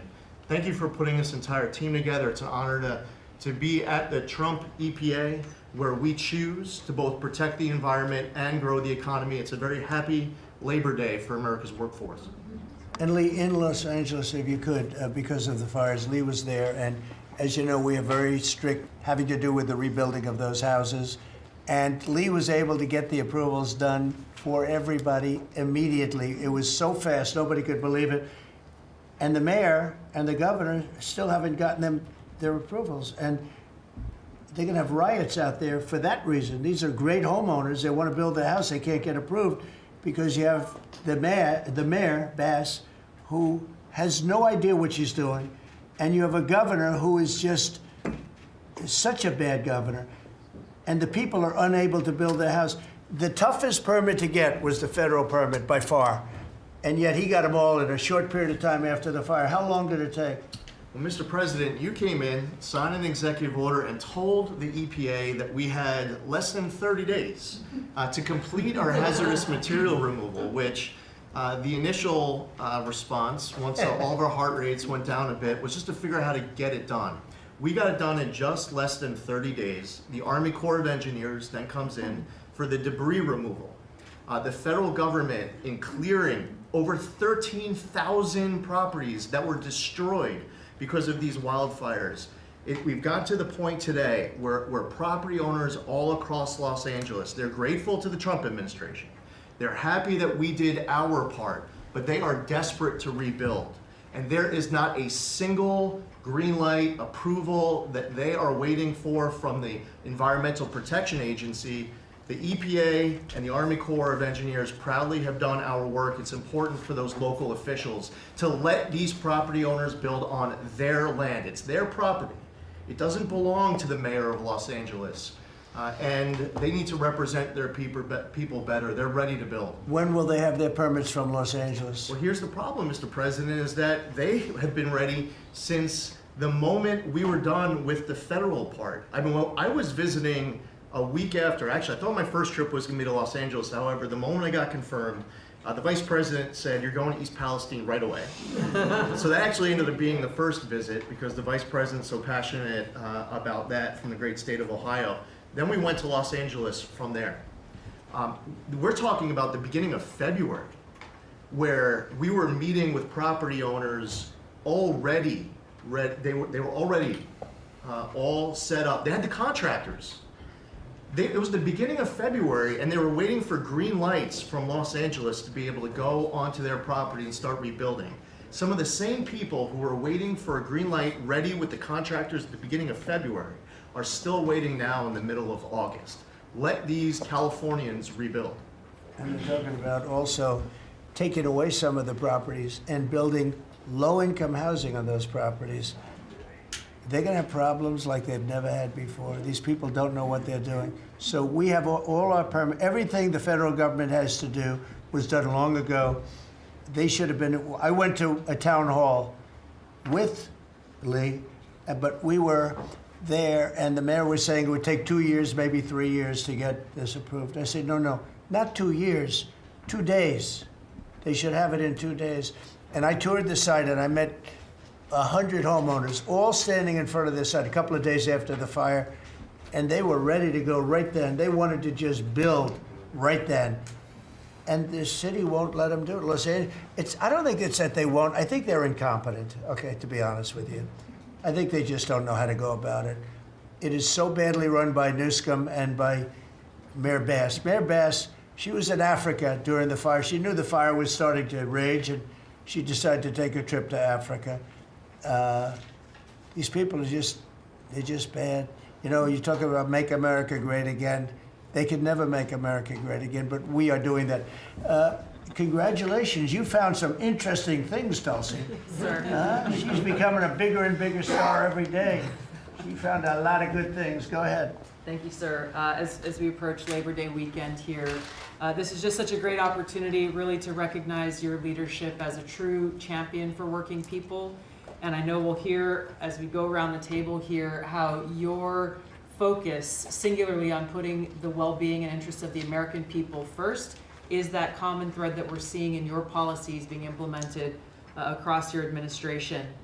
For ODNI, number one, our focus is and must always be making sure that our intelligence community is focused on our mission, keeping the American people safe, secure, and free. We're doing great work on this front. I'll point out our National Counterterrorism Center, led by Director Joe Kent, are working across different agencies with Homeland Security, DEA, FBI, and others to catch terrorists, both those who are trying to come into our country, those who may already be in our country. They are finding the worst of the cartel bosses and making sure that they're not able to continue to wreak havoc and terror in our communities. Secondly, Mr. President, you have charged me with the mission of finding the truth and telling the truth to the American people. And we've exposed some of the worst examples of the weaponization of intelligence in the last several weeks. I will continue down that mission and that path wherever it leads. Transparency, telling the truth, is what will drive true accountability for the American people who deserve nothing less. And lastly, Mr. President, all of us are charged with being good stewards of taxpayer dollars. I've gone through a reorganization for ODNI that we've announced in the last week. We've cut nearly half of redundant, unnecessary functions within ODNI, saving taxpayers over $700 million a year. We will continue focusing on our core mission in keeping the American people safe, and appreciate your leadership and your focus on this most critical task. And you've also found many bags of information. I think they call them burn bags. They're supposed to be burned, and they didn't get burned, having to do with how corrupt the 2020 election was. And when will that all come out? Mr. President, I will be the first to brief you once we have that information collected. But you're right, we are finding documents literally tucked away in the back of safes in random offices, in these bags and in other areas, which again speaks to the intent of those who are trying to hide the truth from the American people and trying to cover up the politicization that was led by people like John Brennan and James Clapper and others that have caused really immeasurable harm to the American people and to our country. Great job. Thank you. We look forward to hearing it. The public looks forward. Thank you very much. Administrator? Thank you, Mr. President. Well, everyone knows there's no stronger advocate for hardworking American families than you, sir. Thank you for the largest tax cut in American history for working families. The average family of four is going to save about $10,000 take-home pay more a year. And what we're seeing is an increase in the child tax credit, the increase in the standard deduction. Hardworking families are going to benefit from this bill, and small businesses. There's no bigger beneficiary than Main Street, because small business makes up 99% of all businesses in this country. I've traveled to nearly half of our states, 24 unique states. I've made 40 state visits. In fact, I was with our great vice president at a small business manufacturer in Georgia last week. I was with a trucking company in Ohio. I was in Michigan at a cycle manufacturer, the return of Made in America is going to be driven by small businesses because 98% of all of our manufacturers in America are small and medium businesses, 600,000 factories that employ 5 million people. And as Secretary McMahon mentioned, this work-based learning that is going on in professional and trade schools is real. I've visited them from Utah to Maine to Georgia and seen this revolution in education happening. So small businesses need skilled labor. Now that you solve for inflation, for the taxes, every Democrat voted for a $4 trillion tax increase on the backs of hardworking Americans. And so you prevented that.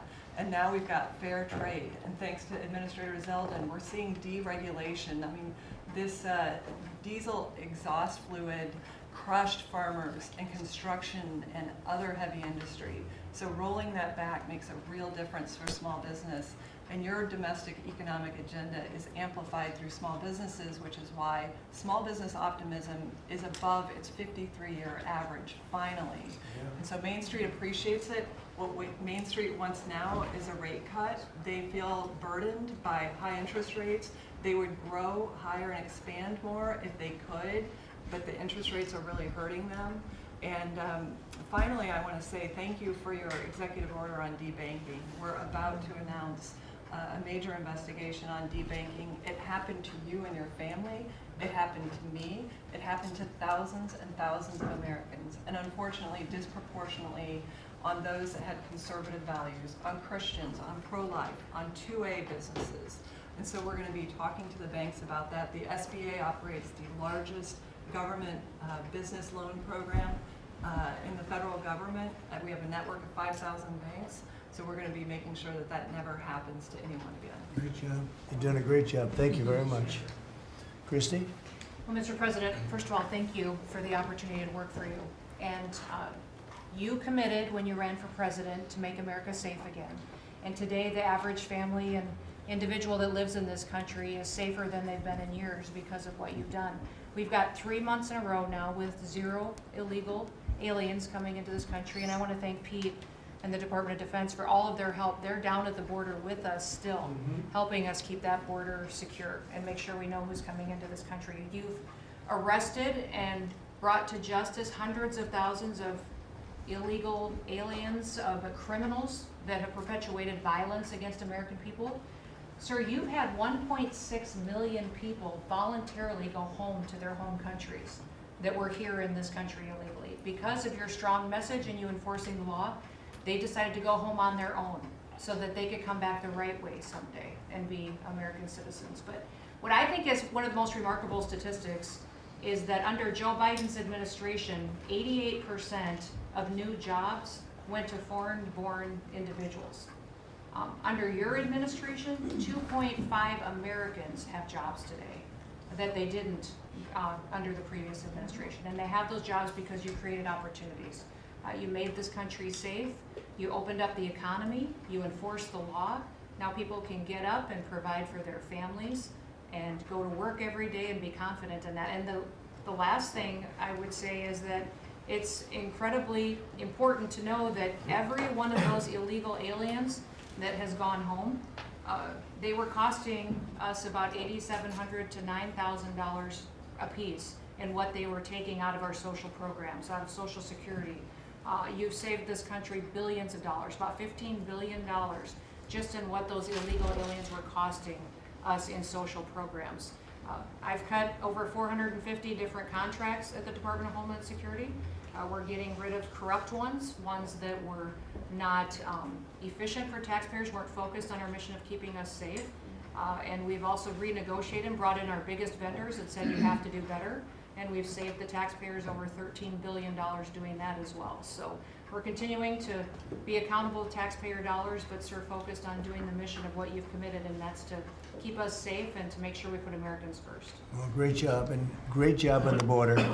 We had millions and millions of people coming in. To think 3 months in a row, 0.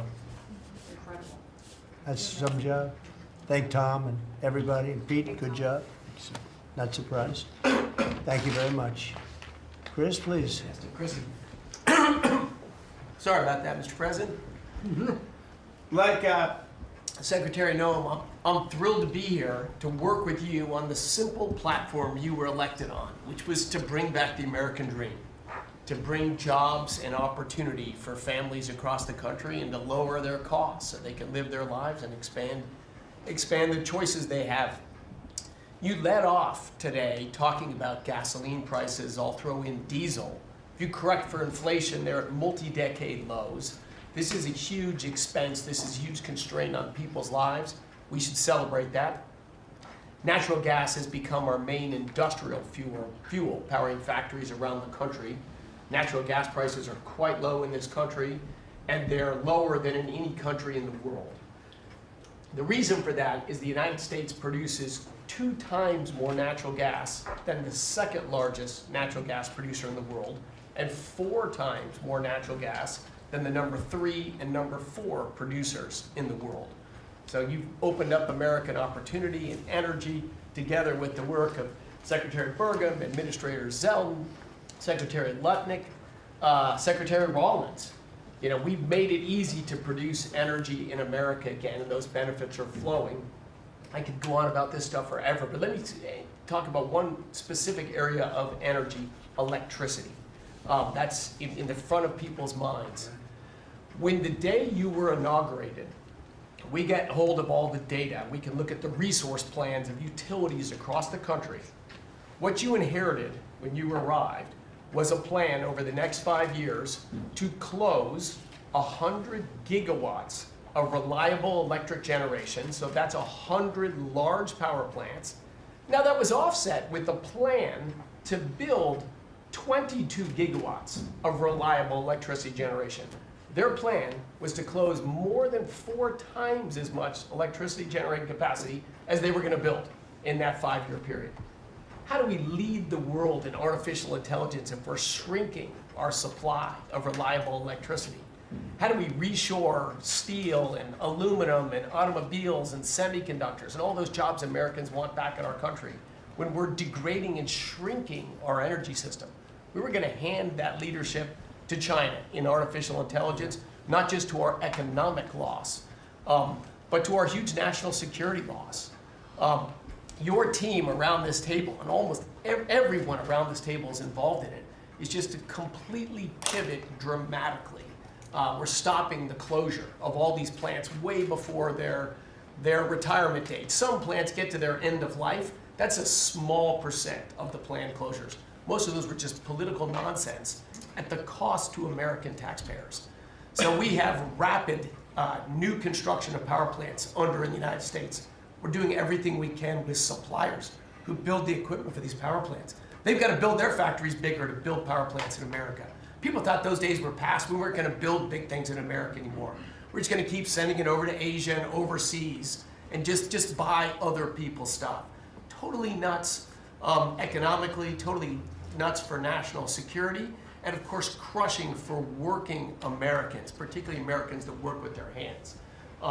But we are seeing a revitalization of those people, of that optimism. You showed that picture of that plant being built in Arkansas, dozens of those under construction, just in artificial intelligence. But the reshoring of steel, of aluminum, of plastics, of fertilizer, semiconductors. Like this, America's the land of opportunity. How did we get to become this awesome nation? Because we believed in the American dream and we leaned in on it. But the wealthy in our country and the coastal elites that live away from where stuff's actually made, they just lost their way, and politicians just let them have it. Your tireless campaign and your relentless messaging made people realize the American dream isn't dead. It's just been smothered, and we're unsmothering it and setting it loose.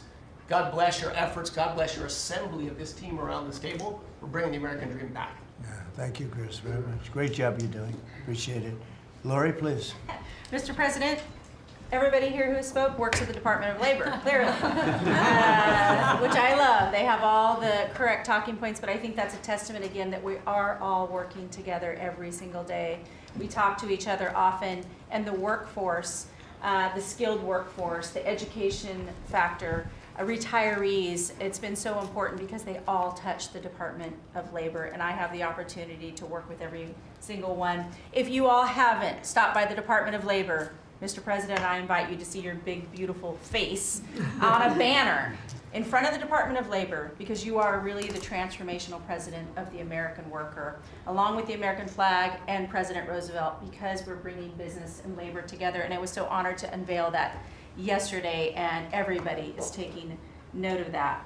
You also mentioned crime, and I think it's been important for my colleagues to recognize that now American workers can return to work and feel safe. That business owners aren't shutting down their businesses because they're afraid they can't protect their workers, and now it's open for business again, and it's starting right here in our nation's capital. Many things have been mentioned about consumer confidence up, unemployment is holding steady, and more than 2 million net jobs for native-born Americans has been key under your leadership. 84% of the workforce and jobs has been produced by the private sector. I think that was the mission of this administration and the Department of Labor. And I will continue to say for a little bit longer, until I heard you today, the one big beautiful bill, because it equals one big beautiful workforce. And Congress passed this legislation. It probably will be the single most important bill that they did sign, because it is protecting our American workforce by expanding Pell Grants and child care and reduction in taxes, so they can keep more of their hard-earned dollars. I am at the Department of Labor announcing $30 million in grants for our skilled workforce, that I have an MOU with Secretary McMahon. I have an MOU with Administrator Loeffler. That's important to share the data points on how important this is. In June, we awarded nearly $84 million in grants for the capacity of what? Registered apprenticeships. An executive order to have 1 million active apprentices across this nation, where we've already registered 185,000 since in the last few months. One of the other things that we have done is the Biden administration's guidance on cryptocurrency. And thanks to you and your leadership on that, we've rolled that back. And of course, we're gonna see the 401k, the investors in our alternative assets. That's been key through the Department of Labor to work through. Partnering with our agencies, again, as I mentioned before, is important as we work together. I have visited, I'll be 31 states on my 50-state tour by the end of this month. I'm headed with Secretary Duffy, with the South Korean President Lee today, as we move through the shipbuilding. We will do that in Philly, and then I'm off to New England to talk to those states about how important the apprenticeship program is. But while I visited Hexel in Salt Lake City, 100% domestic carbon fiber for the Department of Defense as they produce. They are announcing another $1 billion investment per your executive order on advanced manufacturing. So it is working. Everything that you have been saying since you were elected and since we all can put into play has been working. Ohio, McDonald's is investing 375,000 new jobs. The shrimpers I visited as well, and they need our help in protecting that industry for our American